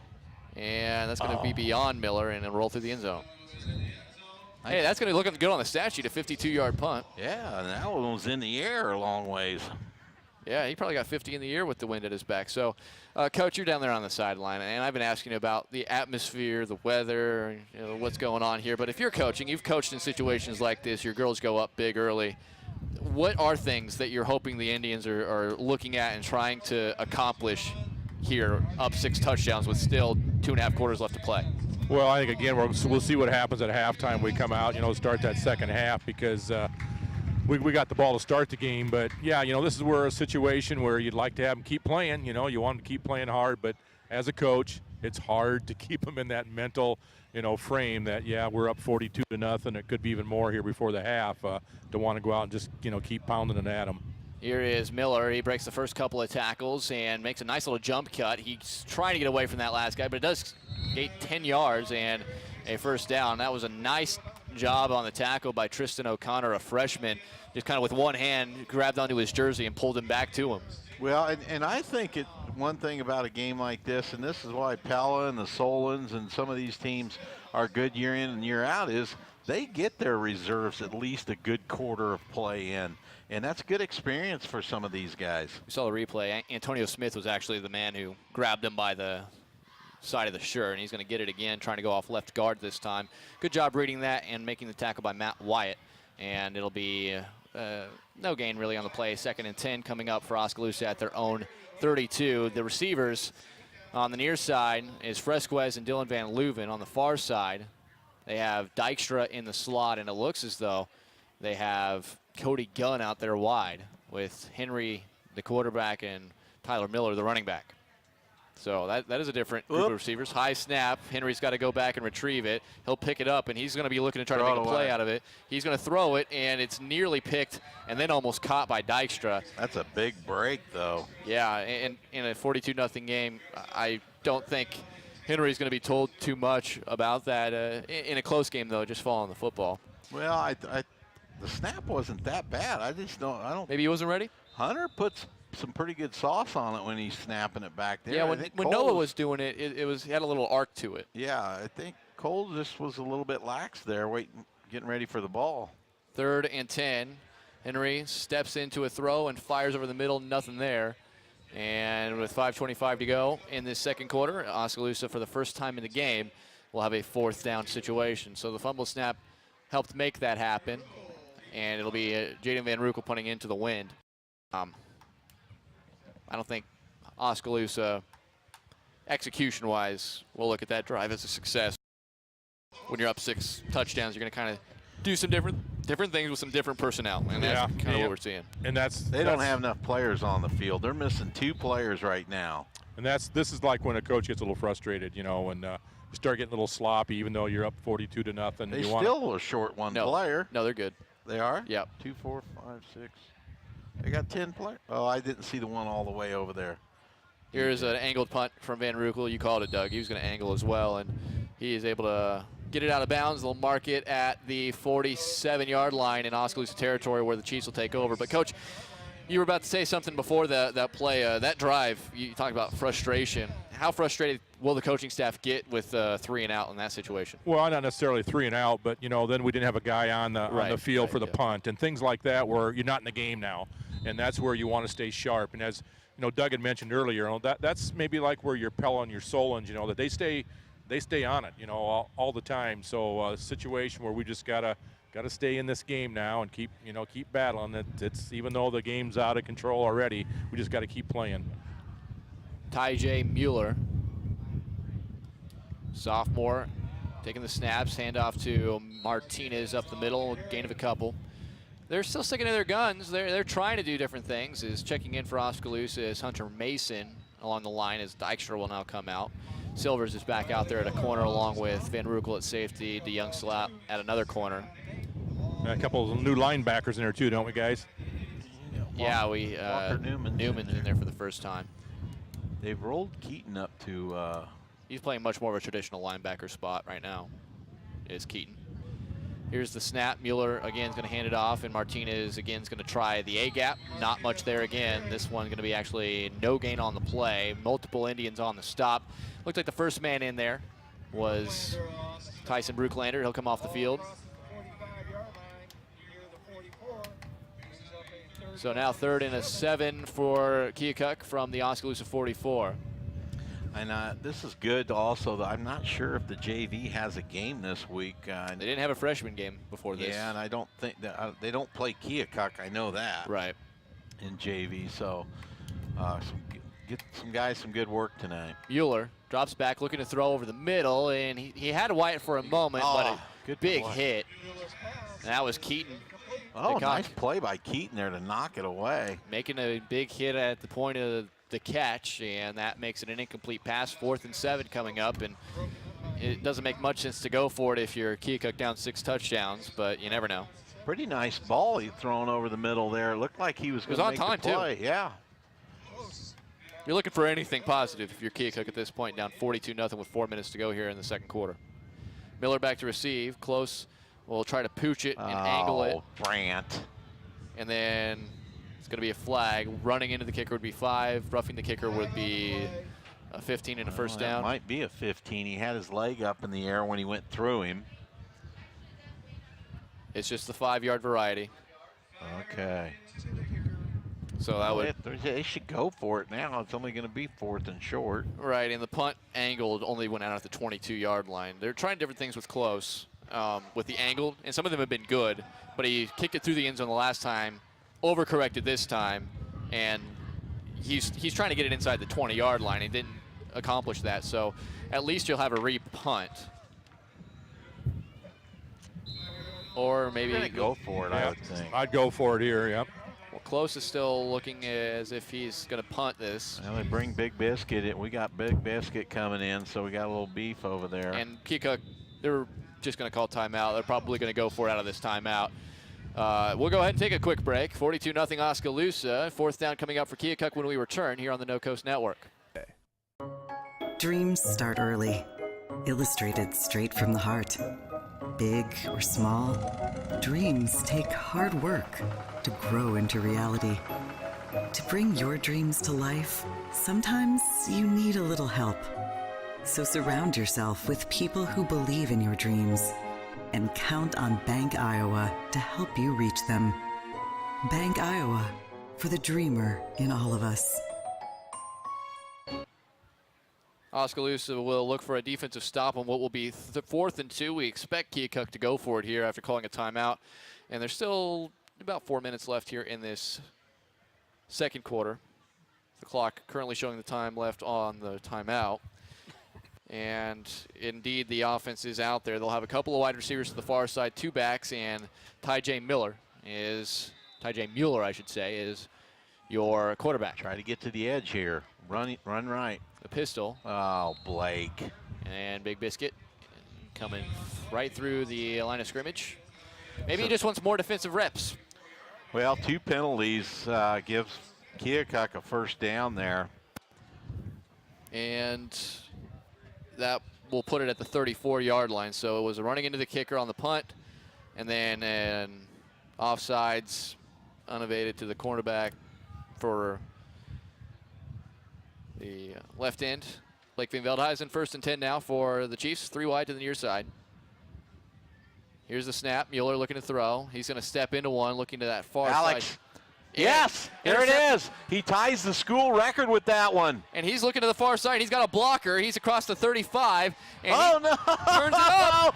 Stays it down. No flags. Sparky's going to do it. All the way. Touchdown. Alex DeYoung on the pick 6. You can see the ball float. I saw him honing in on it, and he takes it to the house, which he's been excellent at doing.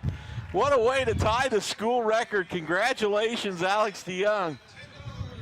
And that's going to be about a 90-yard return, as you see on the replay. He just had the positioning on Close, who couldn't break it up, and then the speed. He had a great block by Miller there to keep Mueller out of the play. Riley Miller, the block on Mueller. That might have been actually Walker Newman. Couldn't quite see the number, but what a fantastic job by the Oskaloosa, now tied all-time leader in interceptions. Wow. Yeah, good job, Alex. We got a couple games left, so he's now tied. 3:29 to go. The extra point from Blom is good. It's 49-0 Oskaloosa, and the route is on. We'll take a quick break and be back with more after this on the No Coast Network. Our roots are here in the middle of America, where humble beginnings can grow into great opportunities, where hard work and high standards are the key ingredients to success, where honesty and integrity matter. We're proud of our roots, proud to be a part of a community that shares our values, and grateful to our customers for giving us the opportunity to grow.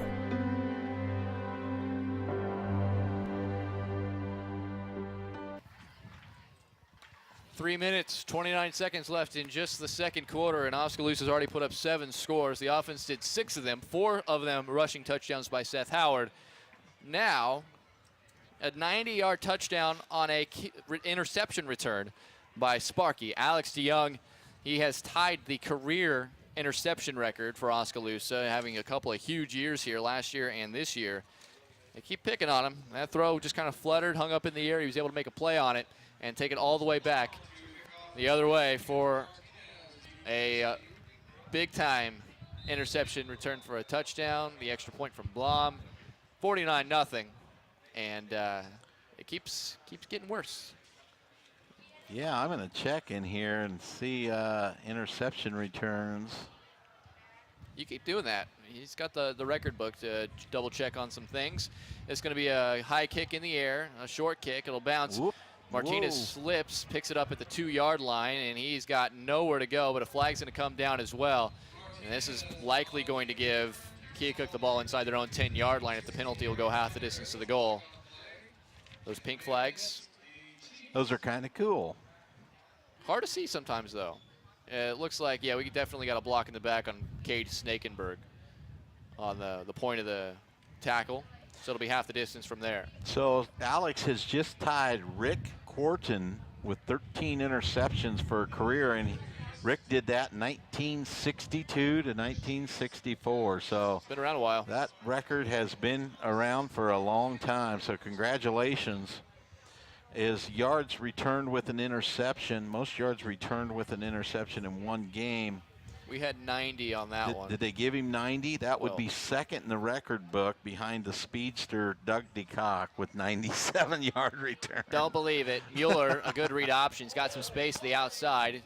And Everybody's calling for holds up here. Mamoon able to make the come off the hold and make the tackle. Van Rukel helped in on the play, and also out there was Owen Gordon helping make the stop. Now, if Alex would have, this is most yards returned with an interception in one game. If he should happen to get another interception and get 7 yards or more, and he's got that one, he too. would be number one. How long is he going to be out there, though, is the question. Right? Well, I think they need to sit him the rest of the game. I think so, I too. mean, he's not out there now, so. I don't mean to want my record to be, I mean, I'm not like that. Well, yeah, actually I am. I do want to keep that up there. Timeout, Keokuk.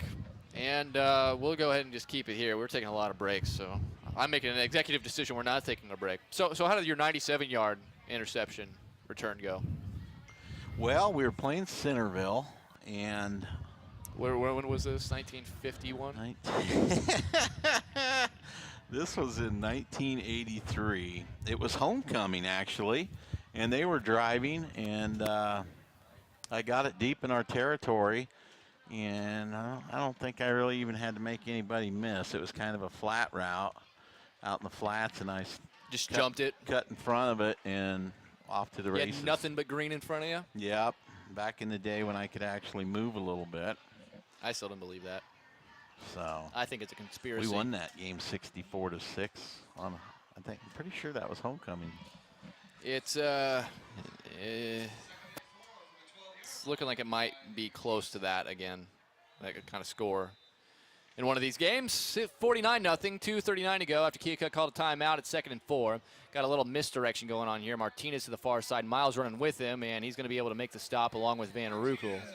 Yeah, I'd like to thank I got a text message here that our JV plays at Pella Christian on Monday. So Pella Christian's varsity is surprising. And I went to the JV game last year against Pella Christian, and I was really impressed with what I saw. Our JV team was tough last year, and Pella Christian stuck right with us. Well, that's what I'm trying to figure out is they lose Kak Marinsky, they lose Jungling, and you're just wondering how good they possibly could be, and they may be better this year. They might. I think they've got more players. They're a good football team. They got a big game tonight against Pleasantville. Flag, false start on Keokuk. It'll make it a 3rd and 6 here from about the 10-yard line. Yeah, and that game started early, too. They moved that game up. That game might be over by now. I'm interested to see. Yeah. I picked Pleasantville. I thought Pleasantville on paper, and they were the host team. I just liked them an awful lot. Yeah, what was that? Ranked 5th and 7th going at each other? 5th and 7th, that's right, Coach. 5th and 7th. No, actually. See if we can get maybe in the register in the Radio Iowa poll, Pella Christian's 2 and Pleasantville's 5. Yeah, I'm not sure. I also got a message here that Pella is only up 28-21. Here's a little run option, and that's going to be a first down on a pickup of about 8 here from Mueller, who looked to pass, but he had a run pass option and just ran it for the first down. Not sure who they're playing Pella's that's Norwalk. Oh, yeah. Okay. Yeah, that's the one test they have left of the regular season. So the Norwalk Carlisle winner, that's going to be a huge game. That's like our Washington Oskaloosa that's the in our spot. district. Yep, that's for number 2. Also, did you hear about what happened with Iowa State? Yeah, I heard their quarterback didn't make the trip. Jacob Yeah. Park didn't travel with the Cyclones, and the team didn't say why. No, they've been mum on that. I was listening to Sports Talk out of Des Moines today, and nobody could find out why. But we now have a final on that Pella game, 28-21. Here, Pella. look at Mueller. What a great run by Tyjay Mueller. Yeah, we had him there for a no gain or a loss, and somehow He just danced around for 7 yards. Well, don't you think the Iowa State deal was over the sidelines between Campbell and? Well, and he looked horrible last week. Right. I mean, he looked absolutely horrible in front of a national but you'd television still audience. take him on the trip, even though he wasn't going to play. He has had some problems before. That's a 5-star recruit that couldn't. Oh. This is his third school. Was there was a blow up on the sidelines or something? Yeah, last week Campbell shoulder bumped him. Oh, and then they kind of Had some exchanged words. Yeah. Yeah. Interesting stuff.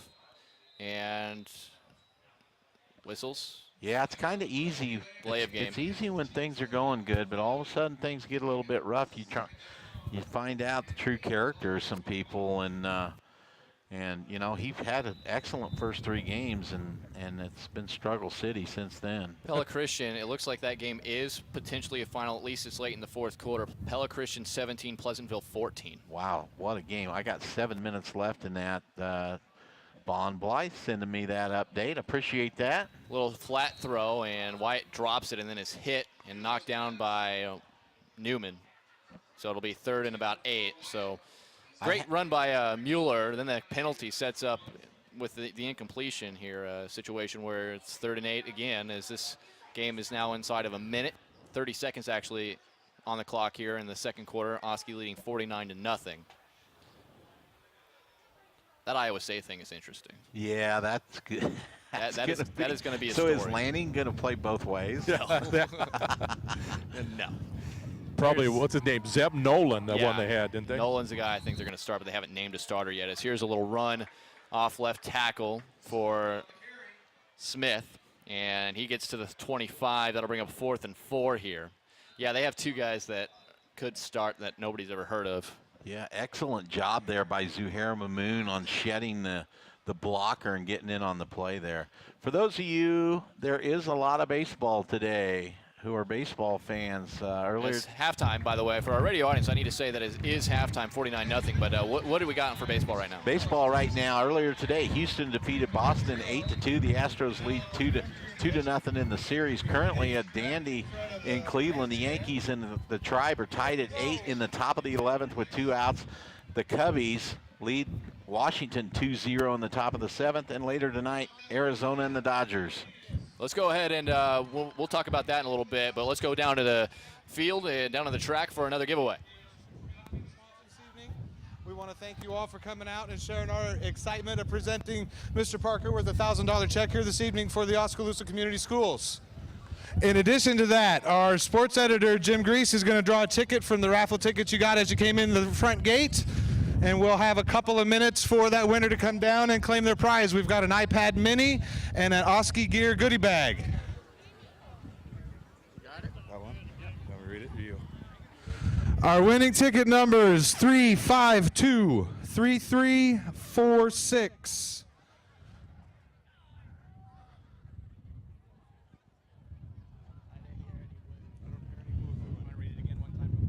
We'll read that again here, and like I said, we'll give you a couple minutes. Give it till the 12-minute mark on the clock to get down here.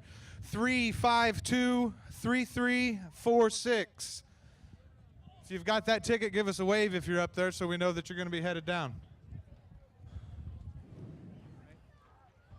All right, ladies and gentlemen, for your halftime entertainment, Dance Dynamic will perform their hip-hop routine. Dance Dynamic would like to recognize their senior members, Jada West and Captain Maggie Fitzpatrick.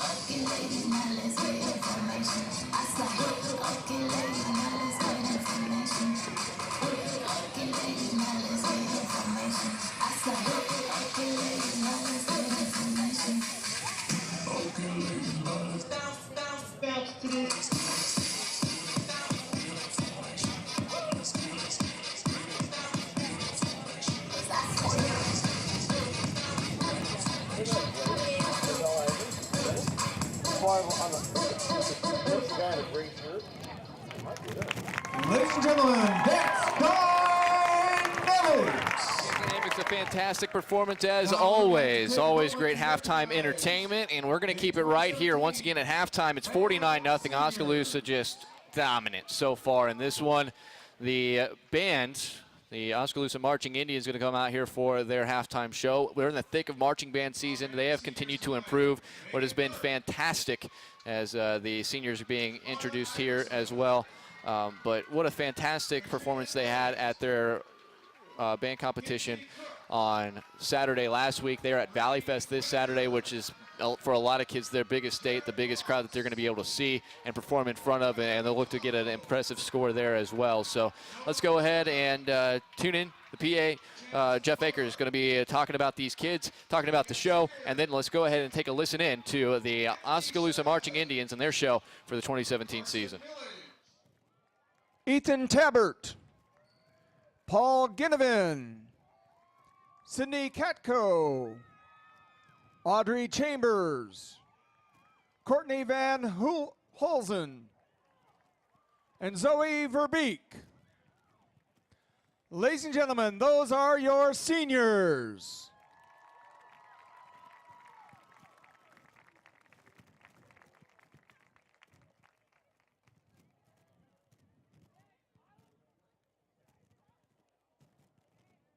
Ladies and gentlemen, please welcome the 2017 edition of the Oskaloosa Marching Indians. Tonight's performance is based on the music of Gustav Holst's landmark composition, The Planets. It has been slightly more than 100 years since its composition, and tonight we present to you Mars, the bringer of war, Mercury, the winged messenger, and Jupiter, the bringer of jollity. Is the band ready?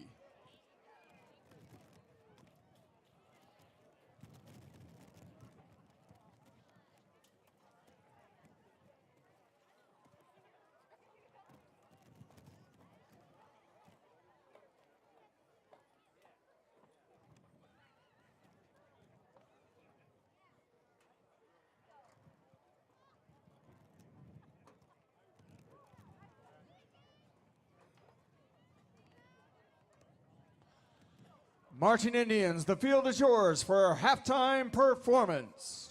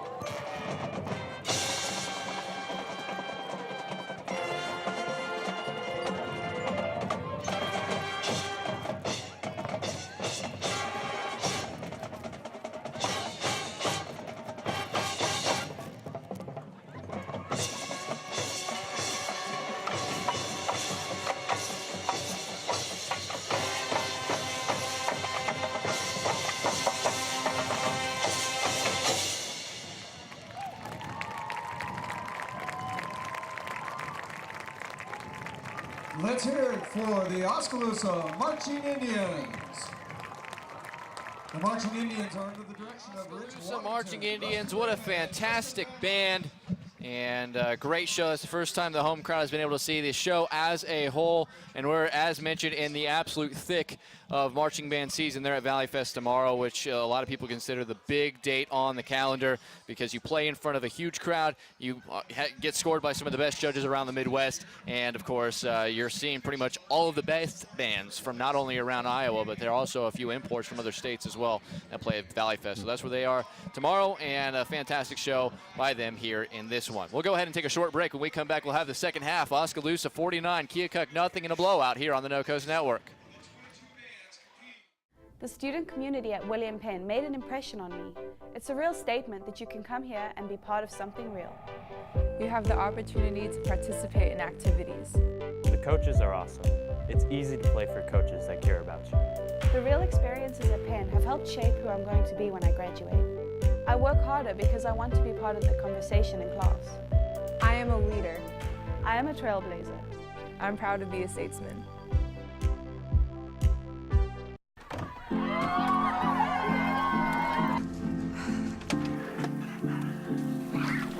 Can I get some help?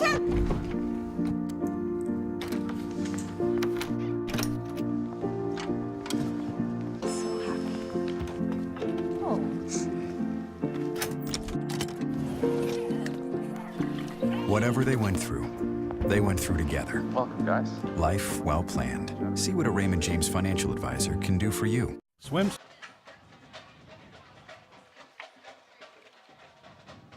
Oskaloosa, a 49-0 lead going into the second half. They just come back onto the field. Halftime entertainment, of course, provided by Dance Dynamics, the dance team here at Oskaloosa High School, as well as the Oskaloosa High School Marching Indians. And football team, they have done their job so far, 49-0. I'm joined by my partner, as always, Doug DeCock. Coach Jay Harm's wandering around. Doug, first half, the stats are pretty telling of the story. The only thing that you can think of now is just trying to get different guys plugged in different spots, stay healthy, and try to grow a little bit with some of these younger guys. Yeah, hopefully our reserves come out and they play hard. You know, start at 0-0 here and just do the best they can. You know, you never know when an injury is going to pop up, and you're going to be put in a game, and a big game next week, and you need to be ready and know what you're doing. So, be some good game time for some of those guys, and hopefully they respond and they play hard. We were talking baseball a little bit because you and me are, I think, baseball first kind of guys, and the Washington Nationals and Chicago Cubs started their game about 3 hours after the Yankees and Indians. Wow. Well, the Yankees and Indians are sitting as they're preparing to go to the bottom of the 12th, tied at 8. And then the Cubs and Nationals are in the top of the 8th already. 3 hours behind them, by the way. They're already in the top of the 8th. Cubs leading 2-0. There have been 5 total hits in the game. Strasburg for the Nationals and Hendricks for the Cubs throwing absolute gems through 7 innings each, although Hendricks left with no runs against him and a couple of runs scored against Strasburg with RBI hits by who else? Bryant and Rizzo, both an RBI hit. So they get that win. That's a huge win on the road. Isn't that on the road? That is in Washington. Yeah, and that is with Hendricks against Strasburg. The Cubs are peaking right now. Well, too. they changed the. You were thinking the Cubs are, if anything, punting game 1, because then they lined up, you know, Lester and Arrieta later on in the series. And Hendricks is a great pitcher. Let's not get crazy here, but they line up pretty well after game number 1. So certainly you don't count out Max Scherzer, Mad Max, in game 2 if you're the Nationals and Dusty Baker, their manager. But Nationals were my World Series pick preseason. I'm going to roll with them until I'm told I cannot otherwise. And we'll see. It's still 2-0. And their offense is great. Hendricks just was pinch hit for. So he's out of the game. And the Cubs bullpen has been less than stellar for a lot of the years. So you don't know. You just never know. We'll keep an eye on those scores for you already. As Doug mentioned, the Astros took care of business 8-2. They're up 2-0 over the Red Sox in the series. Well on their way. We'll go to Fenway Park in a couple of days, and then later tonight, still yet to start in about 45 minutes, will be the, as there's a touchback. This kickoff is driven into the end zone by Blom. Running clock, by the way, will be starting immediately after we start the second half. Second half's going to fly by here, but a team that we both like, the Arizona Diamondbacks. They're going to be playing the Dodgers, and they actually were 11-8 against the Dodgers this season, and the Dodgers won 104 games. So that kind of tells you what kind of setup that's going to be. It's going to be really a fun series, and I actually like the Diamondbacks to win. I think there was only one or two teams that had a winning record against the Dodgers, and one of them was the Diamondbacks. And that was the only one within their division. As Miles runs on late here for Oskaloosa, the clock already has started. This is going to be just a simple handoff up the middle. Nice run by Antonio Smith, and he'll eventually be brought down on about the 41-yard line. Look at him carry guys for a gain of 21.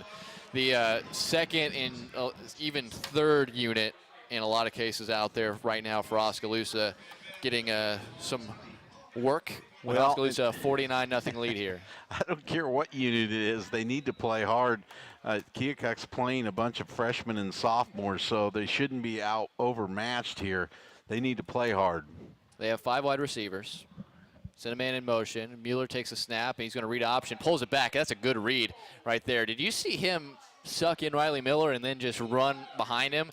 Pickup of about 7 on the play to the 48-yard line. It'll be 2nd and 3. But these young players, he's a sophomore running quarterback. The freshman that started, Corey Skinner, it was a mess. And so they've gone with Mueller here. And he seems like he's a good athlete. Yeah, he's done a good job here.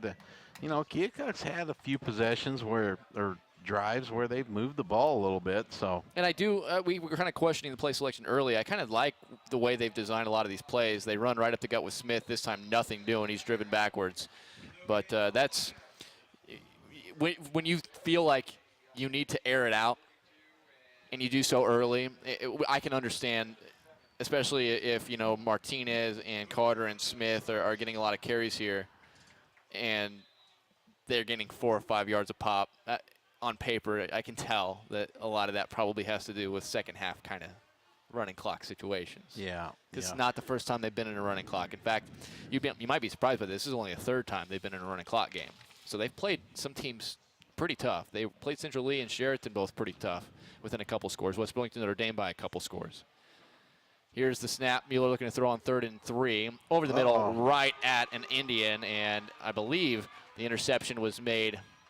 Can't quite see who that was who dropped back at. But Snakenberg, wasn't it Coy? Coy Snakenberg. Yeah, it was right at his numbers, right in between the 1 and the 4, and he makes the pick. Runs maybe for a couple of yards on the return, and it'll be 1st and 10 Indians at midfield, and that's Coy Snakenberg's first interception of the season. Yeah, good job by Coy. There it is. Right in the breadbasket at about the 44-yard line, and nice little return up through there to the 50 for the Oskaloosa. So the Oskaloosa offense will take over now. I think we're going to see our 3rd quarterback of the night. Yep, here comes Aaron Blom. He's going to get some reps here in the second half. Coach, you're down there. Guys came out of the halftime locker room. What do you think Coach Jenkins and the rest of the staff said to the Indians before they came out here for the 3rd quarter? Let's get this over with. There's rain coming. Yeah, Walker Newman on the carry. He's playing at running back now. Gains a couple to the 48. And there's already 8:40 and counting left in this 3rd quarter. And the clock, outside of possession changing, outside of injuries and timeouts, the clock will continue to move. So this is going to be a pretty brisk second half. Oskaloosa leading 49-0. And that's what the doctor orders as well. Less plays, less chances to make to get injured. As Newman off right tackle, carrying some guys down to about the 44-yard line. It'll be 3rd and 4 for the Indians. Emory, I saw this week that volleyball pairings came out in 4A, so maybe we could touch on that a little bit. Knoxville. Oskaloosa will travel to face Knoxville on Wednesday, October 18th. That's on the road. Have we played them yet? Not this season. It's kind of weird not playing Knoxville in a season as Blom fakes the handoff, keeps it, runs through the right tackle, and he's inside the 30. He's inside the 20, and he's going to go 44 yards for Aaron Blom and a touchdown, Oskaloosa. Nice run by Aaron Blom on the read option. He's got some quickness. He's a pretty good runner, and he showed it right there. Well, when he gets to the second level, made one man miss, and then he was able to use the speed to get past the last couple of defenders and able to trot in from 44 yards out. That's the 5th rushing touchdown for a quarterback. Seth Howard had 4 of them, and the first, I don't know, 14 minutes of action. Yeah, it kind of looked like number 12 there, the way he read that and cut through there and took off. But, hey, got a score for you down here, guys. Washington 44, West Burlington Notre Dame 0. Ooh, Washington's playing well. I really think that they're settled in on what they're doing now. Their offense is clicking. So I mentioned it earlier tonight. We're going to see the best Washington team of the year next week. Blom kicks the extra point. We'll go ahead and take a quick break and be back with more. Oski leading 56-0 here on the No Coast Network. Sports is once again open in Oskaloosa. This is Doug DeCock, the new owner of Swims. Along with Doug Swim, we are happy to be open again. Swims has a wide variety of trophies, plaques, and engraving available to Oskaloosa and the surrounding areas. We have an assortment of uniforms, socks, and belts, along with other sporting goods at the store. Swim Sports also provides a full screen printing facility for your screen printing needs. Come check out the new store at 118 A Avenue East in Oskaloosa. The two Dougs would love to see you at Swim Sports. Oskaloosa gets a 44-yard touchdown scamper by Aaron Blum, the third quarterback. The sophomore able to run it out, added to the extra point. And 7:47 to go. The running clock will still be in effect. We're just past the top of the 9 o'clock hour. We appreciate you for joining us, listening live on 99.5 FM and AM 740 KMZN. You're watching us live with help of the Oskaloosa Video Production Program at OHS. And that is on RadioKMZN.com as well as MCG Channel 7. Blom to kick off with the win at his back. Emery Songer, Doug DeCock, and the coach, Jay Harms, down roaming the sideline. The Indians looking good. 56-0 over Keokuk, getting set for that monumental matchup, which could decide a playoff berth next week on the road at Washington, as there's another touchback kicked by Blom. And Coach, you're down on the sideline again. We talked about it an awful lot, but you know a lot of those girls on the volleyball team, including Josie Bonnell, has been a good leader for them. We kind of touched on it. They're going to be playing at Knoxville for their first round matchup in a couple of weeks. And they seem to be road warriors. They don't seem to be out of anything, especially when they're challenged. And Knoxville seems to be a team that hasn't played the competition Oskaloosa has this year. Well, you know, they were in the little Hawkeye conference, and they dropped down. I shouldn't say dropped down, but they switched conferences over to South Central, and old conference that we used to be in when I first came here. And, yeah, I mean, little Hawkeye conference is much tougher, the competition that our kids have played. You know, I know Knoxville this year, didn't they win the conference, South Central volleyball? Yeah, they've played well. Yeah, I know they've had a good year. I don't know if they've even lost a conference game. So, you know, situation, it'll be a tough one for the girls on the road, but I know that they played Knoxville in a lot of things, you know, in different sports, and they've always competed very well against them. So I'm sure they're excited about going over there and playing Knoxville. 3-yard run for Mueller on a little draw on the first play. Nice tackle from DJ Miles at 2nd and 7 from their own 23. This will be another little run off the left tackle, and he slips and falls. It's the first time we've really seen that, a slip. Hoven was there to make sure he was on the ground, and it'll bring up a 3rd and about 8. But the winner of that Knoxville-Oskaloosa matchup. What a present that is. They get to draw. They're now 4th ranked, so they haven't lost. But Pella is now 4th ranked, and I got to see them on Tuesday in the Little Hawkeye Conference matchup against Oskaloosa, and holy cow. Isn't one of them already verbally committed to UNI? Probably. I couldn't confirm that She's for you. a good basketball player, too. Emily Holterhouse, I Holterhouse, that's it. A little pitch to the outside. Martinez breaks it down. Nice move by Martinez, and he's across the 40. He's trying to get to the outside, and he'll be brought down. That's a good tackle, good-looking tackle out there. Leave Mason Ford out there on the stop, but not before big yardage from Martinez. They still have a lot of their starters out there trying to get something going, and inside Oskaloosa territory to the 45-yard line, it'll be 1st and 10. That was a great move. And he made Hoven whiff on that tackle on that far side of the field. Yeah, good tackle there by Mason Ford, getting him down, but good run by Keokuk. UNI is starting to grab some really good volleyball players from around the state of Iowa, namely Carly Taylor, who went to Eddyville Blacksburg Fremont. What a monster she was in the Class 2A ranks. EBF a 3A team. They'll be playing a conference team in Albia in the first round of the regionals. How did Martinez stay on the feet? Martinez was able to somehow stay on his feet, but eventually was hit by Miles, and that's the tackle after a gain of 6 to the 39. Inside of 5 minutes to play, third quarter, Oskaloosa 56, Keokuk 0. So yeah, volleyball. There's a lot of interesting matchups, but one that I'm really excited about is Montezuma hosting North Mahaska in the 1A regionals. Region 4 in Class 1A. Montezuma's been ranked in the top 15 all season. They're ranked 9th right now. As here's a little handoff to Antonio Smith, bounces off a tackle, gets inside the 35. Another tackle is made by the shoestring. And it looks like... Nice tackle there. Yeah, that was Braden Van Kampen, sophomore. So that'll bring back took a big hit there and was able to bounce off of it, and Van Kampen came up and made a nice tackle. It's going to be 1st and 10 now for the Chiefs. This is, I think, their best. No, they were a little closer when they threw the pick to Young, but this is one of their best drives of the day. They have 3 wide receivers. Pistol. Smith is the deep back. Mueller takes a snap, a little option again, and he's going to keep it. Loses the football, and Smith jumps on it. It'll be a loss of 4 back to the 36-yard line. But Montezuma, they're ranked 9th. You know the best team, the highest-ranked team in their region is? Who's 8th. that? North Tama. They're ranked 8th. Oh, so, like, on right. paper, you would say that, much like the softball team for Montezuma, kind of got a nice draw, got a little help. They might be able to make a deep run as well, and we'll have that one. That's on Tuesday, October 17th. So we're excited for the postseason for volleyball. We know who's playing who. In football, we have to play a couple more weeks before we figure that all out. By the way, history was made last night in Oskaloosa. We'll get to that in a second. 3 wide receivers to the far side, 1 to the near side for Keokuk on 2nd and 14. The snap, this will be a handoff to Martinez off right tackle. He's trying to run away from the pursuit. He does, inside the 30 to the 25, down to about the 20 before Ford chases him out. Nice pickup of about 18 yards, and he'll have another 1st down into the red zone. 1st and 10 Chiefs at the 19 with under 3 minutes to play. Oskaloosa hosted their first girls swimming meet at the Oskaloosa YMCA. Oh, that's right. I forget. Williamsburg and Vinton-Shellsburg. Vinton-Shellsburg. How'd that? You heard anything on that? Yeah. It was a success. First of all, that's the first time that venue has hosted a high school swimming meet. They've hosted a lot of youth swimming meets. They did back in when I was here in the 80s. I think the last one they had there was 1987. Wow. Okay. So in my lifetime, at least, is Martinez off left tackle for 3 yards.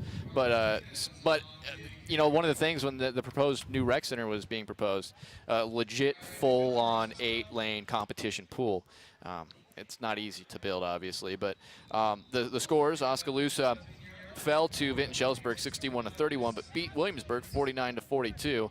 And a first-place finisher was Veronica Balabaugh in the 200-yard individual medley. So that was really cool. A lot of cool stuff. A lot of personal bests as well. So always really fun to see that kind of stuff, as this is going to be a handoff up the middle and a gain of about 3 to the 15-yard line. It'll be 3rd and roughly 5 in the red zone here for the Chiefs. Oski the lead 56-0 with 1:40 to go here in the 3rd quarter with the running clock in effect. But yeah, so we got girls swimming, we got volleyball getting figured out. The cross-country team's looking strong. They had a great meet. The boys have won a couple meets, haven't they?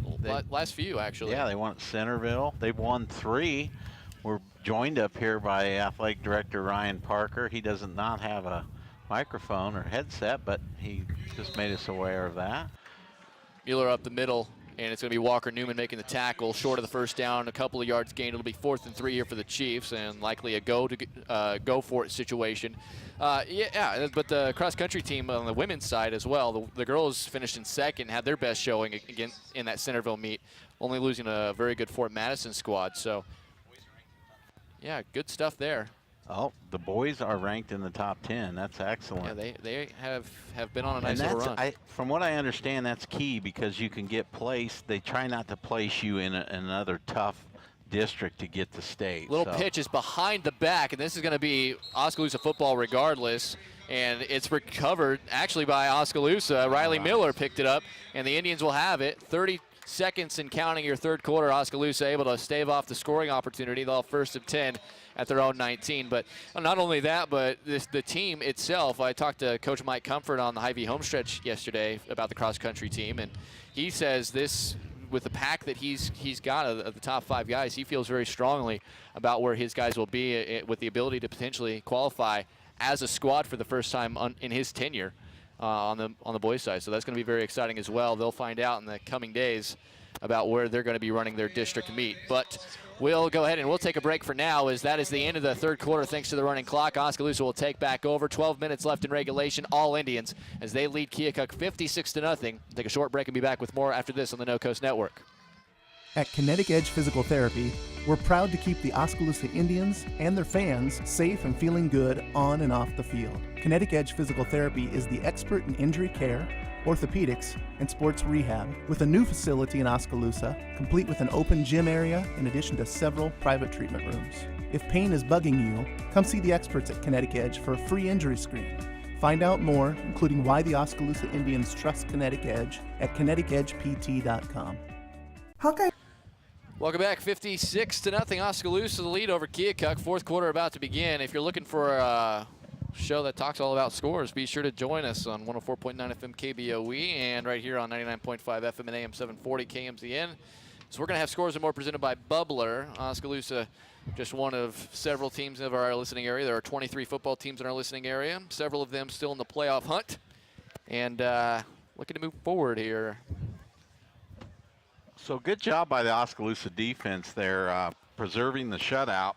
Yes, although we are kind of distracted talking about different things, the defense did step up with a lot of second teamers out there thwarting a red zone opportunity. Yeah, excellent job. Little floaty pass out to the outside. Good job by Miles just to catch it, because that was a backwards pass, and if he doesn't catch that, it's a live ball. Still loses about 5 yards on the play. The timing was off on that one, and Keokuk able to read it. It's going to be a loss of 5, 2nd and 15. So Oskaloosa's got a lot of reserves in there. Let's try to get the ball out of deep in our end zone here. We're going to have to punt into the wind if we don't. Here's Blom, handoff up the middle. Shoestring tackle made, and a good one by Keokuk after a gain of about 5, as DJ Miles able to make a couple of guys miss. I believe that was tackle Matt Wyatt. We'll get credit for the tackle. Jeff Akers helping me out with that one. Yeah, we got great listeners out there.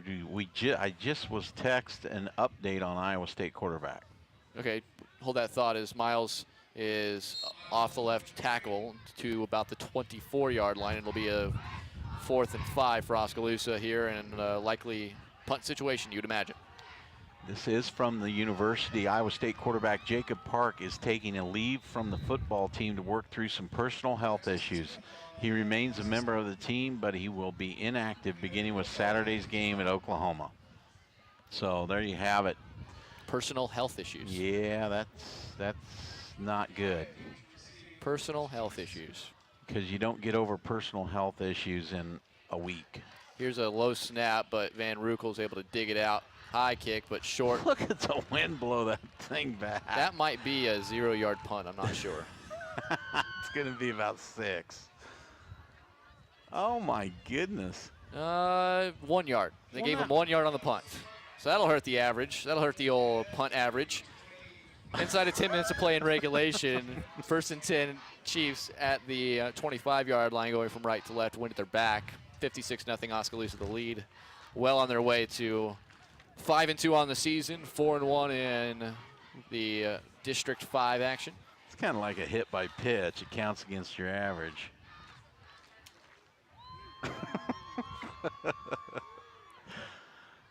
First and 10. And look at that read option by Mueller, but it was a good play by the Oskaloosa defense, and it looked as though Hunter Mason was the man who was able to, he read it correctly, but Mason did a fantastic job of coming off of his initial read, falling backwards, and making sure that Mueller didn't get away. Yeah, he did. Mason's good size. He's a junior, 6 foot, 220 pounds, so nice play by Hunter Mason. 2nd and 12, ball at the 27-yard line. Mental health issues or personal health issues. I'm confused at what that might mean. My guess is that's drinking or something. Here's a nice wide open pass, and Mueller hits his man inside the 15, inside the 10, turning it up and into the end zone for a touchdown is Matt Wyatt. The senior gets on the scoreboard, and once again, a touchdown scored by Keokuk, and for the 6th game, they put a point on the scoreboard. And now we don't know when a lot of these points happen, but I imagine a couple came in garbage time. They've, like I said, they have played a few close games this season, but Oskaloosa just missed coverage there, and Close will have an extra point here to try to make it 56-7. But personal, yeah, well, again, this guy. You don't know. I mean, I don't know. This is his 3rd school, and he's a junior on the field. Here's the kick is up, and it is good from close. We'll take another quick break, come back, 8:41 to go. We'll talk a little bit more about that and what's happening on our side of the field here in a little bit. Oskaloosa leading by 49 here on the No Coast Network. Hawkeye Real Estate is your one-stop source for everything real estate in Mahaska County and the surrounding area. Whether commercial, residential, or acreages, we've got you covered with the area's largest pool of real estate professionals, full-time support staff, and property management services. With over $19 million in sales volume for 2016, Hawkeye continues to be Oskaloosa's leading real estate office. Discover what thousands already know. When it's time to make a move, get the Hawkeye Edge. 56-7. It is Oskaloosa over Keokuk with 8:41 to go. And, you know, we were talking about Iowa State and Jacob Park, who was a 5-star recruit. He was an Elite 11 quarterback, so he's been highly touted in his young career. He is in his early 20s. He is he's in a personal place. A little bit different, okay? This is a guy that went to Georgia as a 5-star recruit, didn't make it there, had some problems in Athens, ended up going to a JUCO, I believe, before transferring to Iowa State last year. Halfway through the season, became the starting quarterback. And now, I mean, is this a touchback here from close? Oskaloosa will get it with 8:30 and counting to go here in the fourth quarter, leading 56-7. But what's interesting here is the first 3 weeks. The first 3 weeks of the season, he looked good. He looked every bit the offensive machine quarterback that he was touted to be. He had the weapons to throw it and hand the ball off to him, David Montgomery, Mike Warren, Alan Lazard, blah, blah, blah, right? And they looked good. They looked good in the loss against Iowa, too. The big key, I guess, Doug, is that he was still a junior on the field, and he's had some issues. But if he doesn't come back at all, that's just that's a sad story. And we don't know the whole story, but that, for an Iowa State program trying to find relevance with a new coach, Matt Campbell, who's highly touted as well, that is a tough break. As Blom will keep it, trying to sweep to the outside. He'll get back to the 20 and then get knocked out of bounds at about the 24. Well, whatever it is, you know, we wish him the best and hope that he can get through these issues, whatever they are, and get back on the field, because he's shown the ability the first 3 games to be a productive quarterback. That Texas game was not good. I don't think anybody who watched it would say, if that was the first time you saw Jacob Park, what are you guys talking about? And then they had the little riff on the sideline we were talking about earlier with him and Campbell. But I don't know. He's a fiery guy. He's an interesting fellow, as no gain on the play on the handoff up the gut here. And on the carry was Walker Newman. But at the same time, you feel as though in your head, I mean, he's a different cat. I mean, he's got the Jesus look going on. He's got the beard, the long hair. You know, he showed up to the Thursday night game wearing like this priest suit with a long chain around his neck, you know, and high-fiving the fans and stuff. He's an interesting guy. As Van Leuven on a little jet sweep is going to get back to the line of scrimmage and not much more, maybe a gain of 1 down to the 25-yard line. Coach, you're down there on the field. You're hearing what we're talking about with Jacob Park, and I'm just curious, is it curious to you as to why nobody knew Jacob Park wasn't with the team until nobody saw him check into the team hotel, and what do you think personal health issues might mean? Well, I mean, there's a lot of speculation. You don't know, it's a situation. We can talk and talk and talk, but we don't know what really went on there. And the thing kind of interesting is start of the season, what I heard Matt Campbell say, they thought, he was going to be their savior, at quarterback, because that's why they wanted to move Lanning out of there and play him at linebacker. But, situation, kids in school and a lot of things happen. So be interested to see what eventually comes out, about that. But, hey, I was going to mention, guys, I was watching Blom on that sweep here, and boy, Coach Dow telling him to get out of bounds. You couldn't see it because of the players standing around him, but he did kind of the splits when he got taken out of bounds. I thought, oh God, there goes our kicker. Ooh. Running the ball, trying to stretch a run for a few extra yards. 50-point game. Yeah, I thought, God, do we have another quarterback we can get, or just go in and run the wildcat with somebody to finish this thing off? Well, there's just 5:15 left. The punt wasn't a great one. It had some good air distance from Van Ruckel, but it took a bad bounce. Now Mueller looking to throw again. He's got a man open. It's Potratz over the middle, and there's a pretty blatant hold in the middle of the field that they're not going to call, and that's going to lead to a Potratz touchdown.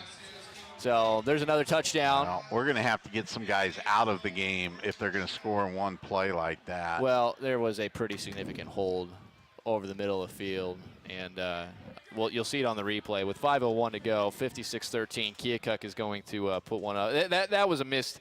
I don't know if it was a missed coverage, but the safety valve over the top to make a tackle was being basically bear hugged in the middle of the field, and that was a shocker that they didn't call a hold on that one. Either way, Oskaloosa is still leading big, but the second and third team defensive unit probably will hear about it as the extra point is up from close and good. We'll go ahead and we'll take another quick break. Oskaloosa still a 56-14 lead. It's 5:01 to go in regulation here on the No Coast Network. If your savings and investments are sitting on the bench instead of meeting your goals, call timeout to examine your investment lineup. Your game plan should include getting some investment advice from an experienced investment professional. I'm Bob Auld of Robert Auld Investments, an investment advisor with over 20 years of experience in Oskaloosa and southern Iowa. I would like to assist you with your investment strategies. Call 673-9448 or toll free at 1-800-444-AULD. Oskaloosa's given up a couple of garbage time touchdowns. At the same time, they still lead at 56-14, 5:01 to go. To get the ball back and probably try to ice the clock and get us out of here and try to keep everybody healthy. We have a final in that Yankees-Indians game now. Uh-oh. Cleveland 9, New York 8. Oh, nice. Duh, Yankees lose. Austin Jackson scored on a Jan Gomes walk-off single. All right. So well, there's one. The Cubs in the top of the ninth leading 3-0 in what has been a big pitcher's duel in Washington. The Nats will have one last shot at it in the bottom of the ninth, down by 3. 5:01 to go in our game, and it's 56-14. This one was decided about. Really kick it. He's kicking them out of the end zone the last 2 times. He's got nothing to lose now.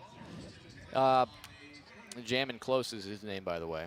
And either way, Oskaloosa had this game pretty much sewn up after the first 3 or 4 minutes when they put up a couple of really quick scores. And they led it by as many as 56 points. All you need to do really is get it to 17, considering the point differential cap is set there. So in terms of your playoff hopes and wild card hopes, those touchdowns don't mean anything. It's more of just you want your guys to execute when they're out there. And you also want to try to keep everybody healthy as Blom's back out there at quarterback for this drive. 4:15 and counting. And again, you'd hope this is the last drive of the game. 4 wide receivers, 2 to each side with Walker New and the running back. The snap, Blom looking to throw. He'll get to the outside under pressure. And he'll be tripped up from behind to the 18-yard line. That kind of looked like it was in slow motion there for a second. Well, all the receivers ran go routes. Once Blom starts to scramble, you need to stop and come back to the ball. I think that's something that we really need to work on, even on the varsity or the starter level. Cade Snakenberg, Dylan Van Leuven, Coy Snakenberg, and on the far side is Cody Gunn. Those are your 4 receivers. Van Leuven, the most experienced of the bunch. So maybe there's something to do with that as well. We've only really seen most of these guys on the defensive side of the ball except for Van Leuven. Blom, again, will snap it right around 3:20 to go now. Second and about 11. Whoa. Bobbles the snap. It's a fumble, and there's a scramble for it on the deck. And looks like Blom got back on it. He did. And it'll be 3rd and 15 from the 15. A little sloppy. You're keeping your head in the game here a little bit. Under 3 minutes to play. You're just trying to get through this one the best you can and put her all together for the big one next week. 3 wide. And a snap. Running to his left is Blom looking to throw. He's wide open. And he is past the line of scrimmage, I think. Fires down the field. Van Leuven, what a catch over the top inside the 40, and he'll be rushed out of bounds. No flag for an illegal forward pass, so he must have been legal. And what a catch in double coverage by Dylan Van Leuven. How about that, Doug? Yeah, that was a nice play. He had Snakenberg open on the flat route. That was like a sea of hands right there. There were 6 hands up there, and Van Leuven was the one who came down with it. That was a nice catch by Van Leuven, and then a nice job running the ball. So Oskaloosa gets it out of the danger area here late in the 4th. We do have an upset in the making if the score is correct. It's in the second half. It's West Liberty 14, Williamsburg 2. What? Blom looking down the field, firing for Van Leuven, just out of the reach. I think he kind of slowed up on his route. If he would have kept running, he might have had a shot here. He stopped running. He looked back and he kind of stopped. If he'd kept going with his route, he would have been in position to make that play. We might get out of here in time to watch all of Arizona and Los Angeles. Clayton Kershaw on the mound tonight. And Robbie Ray had to be used for the Diamondbacks in that wild card game, that crazy wild card game they had against Colorado. So they're going with Taijuan Walker, are the Diamondbacks, against Kershaw. Kershaw, one of the 2 guys trying to shake the postseason blues, him and Bryce Harper. Here's a run up the middle by Walker Newman, and maybe one more snap will get it done here for Oskaloosa, leading 56-14 down inside the 30. David Price can be the same could be said for him. He's out of the bullpen now for the Red Sox, but he can't get into the game because the Astros are killing the starting pitching, Chris Sale included. Yeah, the Astros are a good team. It's going to be fun baseball playoff. By the way, I think Taijuan Walker going in game 1 works for the Diamondbacks because now Kershaw's not going against their ace. Kershaw, as it's through the hands of Coy Snakenberg, but that very well could be the last play of the game inside of 40 seconds. Just real quick, though, that puts their ace and their number 2 against the lesser pitchers. And they still have some good pitchers like Yu Darvish, but I think it lines up really well for Arizona. As they're waiting to start the play clock, and they'll start it now. And we're lined up. You may not need to snap it again if you're Oskaloosa. And if you do, you can just take a knee. 56-14 likely will be the final score. They will snap it here, it looks like. There's the snap. The snaps are hot and they're shin high. Look at Newman up the middle to the 15-yard line, and that'll do it.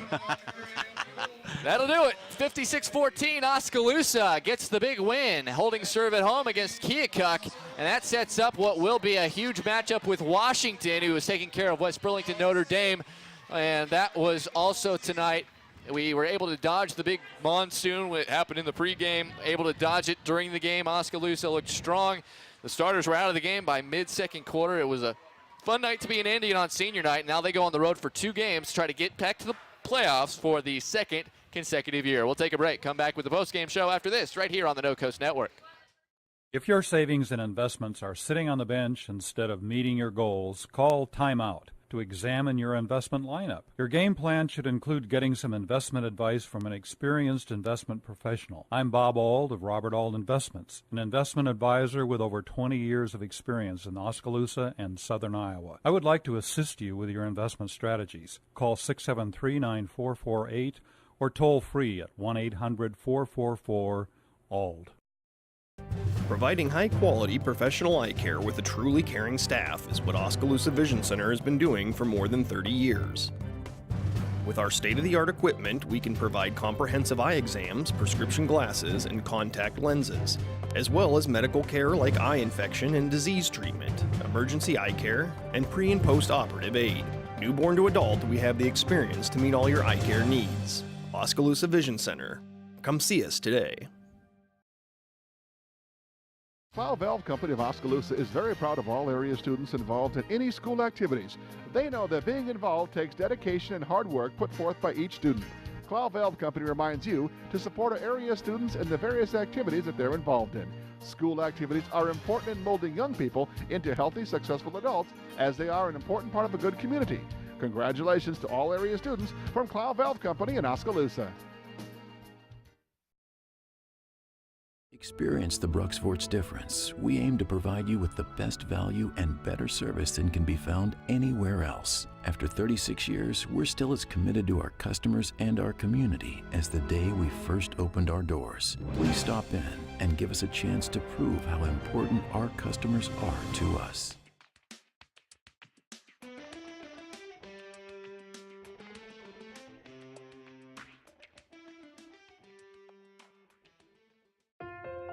You built a castle, so that the prince and princess can live happily ever after. You brought the sunshine to shine upon the whole family's future. But when the sun hides behind the clouds, State Farm can help. We put the life back in life insurance to protect your family's finances, not only in the future, but today. Call your State Farm agent Kelly Style in Oskaloosa today. Main Street Oskaloosa is dedicated to giving our community the downtown they want and deserve. We bring vibrant community events like Art on the Square, Christmas in July, and the Lighted Christmas Parade to downtown Oskaloosa. We believe in the unique value of our district and work to support business here. Our city's history is important and it drives our efforts in the revitalization and preservation of downtown. In 2017, we received the Signature Project Award for our inspiring and innovative placemaking efforts. Our goal is a downtown Oskaloosa can be proud of. For more information, contact Emily Brown at 641-672-2591. We love to help people with their smiles. Petrito Orthodontics of Ottumwa and Oskaloosa is all about creating beautiful smiles and increased self-esteem that lasts a lifetime. We specialize in creating individualized smiles by committing to make each visit a memorable experience. Our office is equipped with state-of-the-art technology to ensure optimum results. For help with your smile, call Petrito Orthodontics. For over 30 years, Pella Printing has been leading the way in the print industry with quality equipment, modern facilities, and skilled staff. The Pella approach combines old-world craftsmanship with today's cutting-edge technology to provide brilliant printed products at a value price. They take the time to understand clients' needs from design to pre-press to printing and delivery to build lasting relationships with their customers. Whether you need personalized graduation announcements, oversized posters and banners, marketing materials, or stationery, Pella Printing offers a broad assortment of quality printed products done with speed and precision. Pella Printing, where technology and craftsmanship meet. Look at that mouth.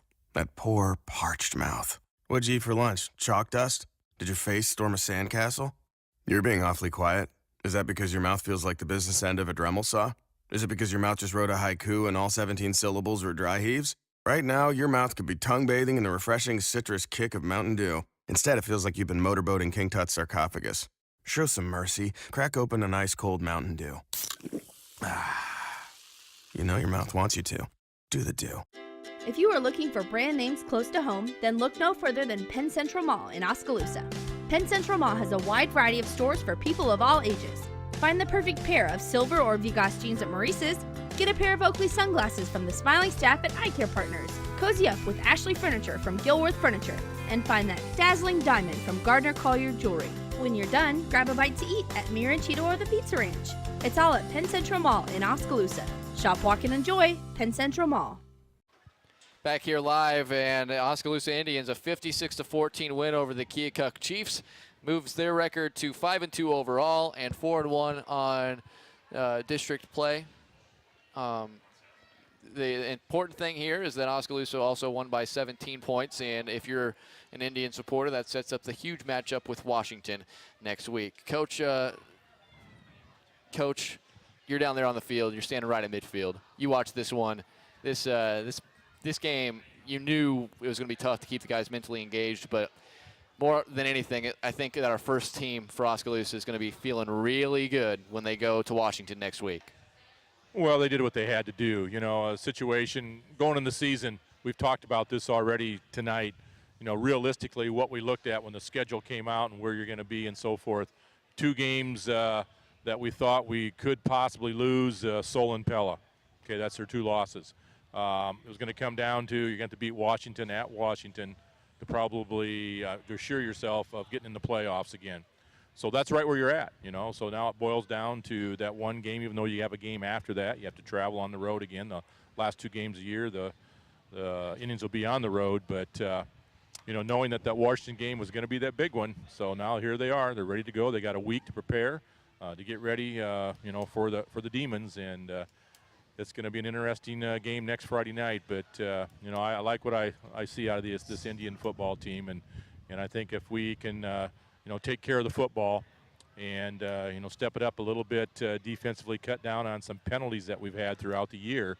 I think they'll be in good shape going to Washington next week.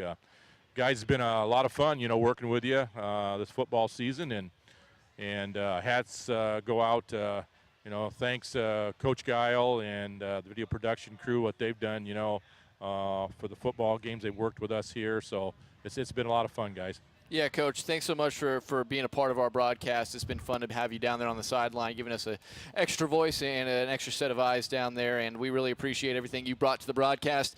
My next thing that I want to say to you is, how many days until softball? Well, actually, that's kind of interesting you asked that. I've been working on the pitching catching workouts, working on the old calendar, getting them down when we'll be starting on that. So that's not that far off that we'll start throwing and getting her cranked up and get ready for another season.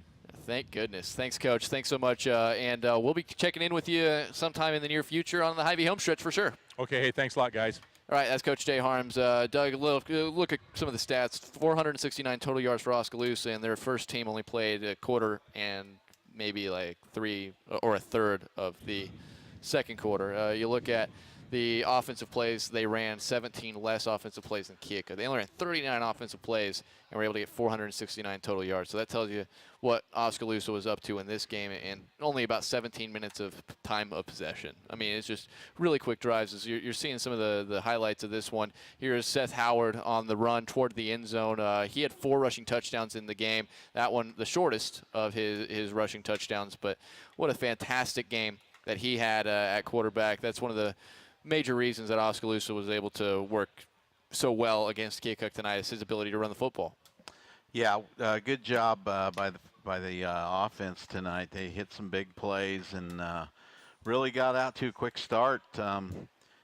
Next week's D-Day, next Friday, we'll be in Washington, Iowa, and we're going to find out if we're in the playoffs for sure. Even with a loss, we will have a chance to make that wild card. But we can actually start doing math after next week on the wild card as well. Let's just hope we go take care of business down there. Then it won't matter. And it doesn't matter, and we can start making plans for a playoff game. And this team is getting healthy, and it could be a dangerous team to play in the first round if I'm somebody around the state. So let's hope the Indians can take care of business next week, one of the biggest game of the year coming up. Yeah, seeing more of what Oskaloosa was able to accomplish. Casey Hill, a big-time run there.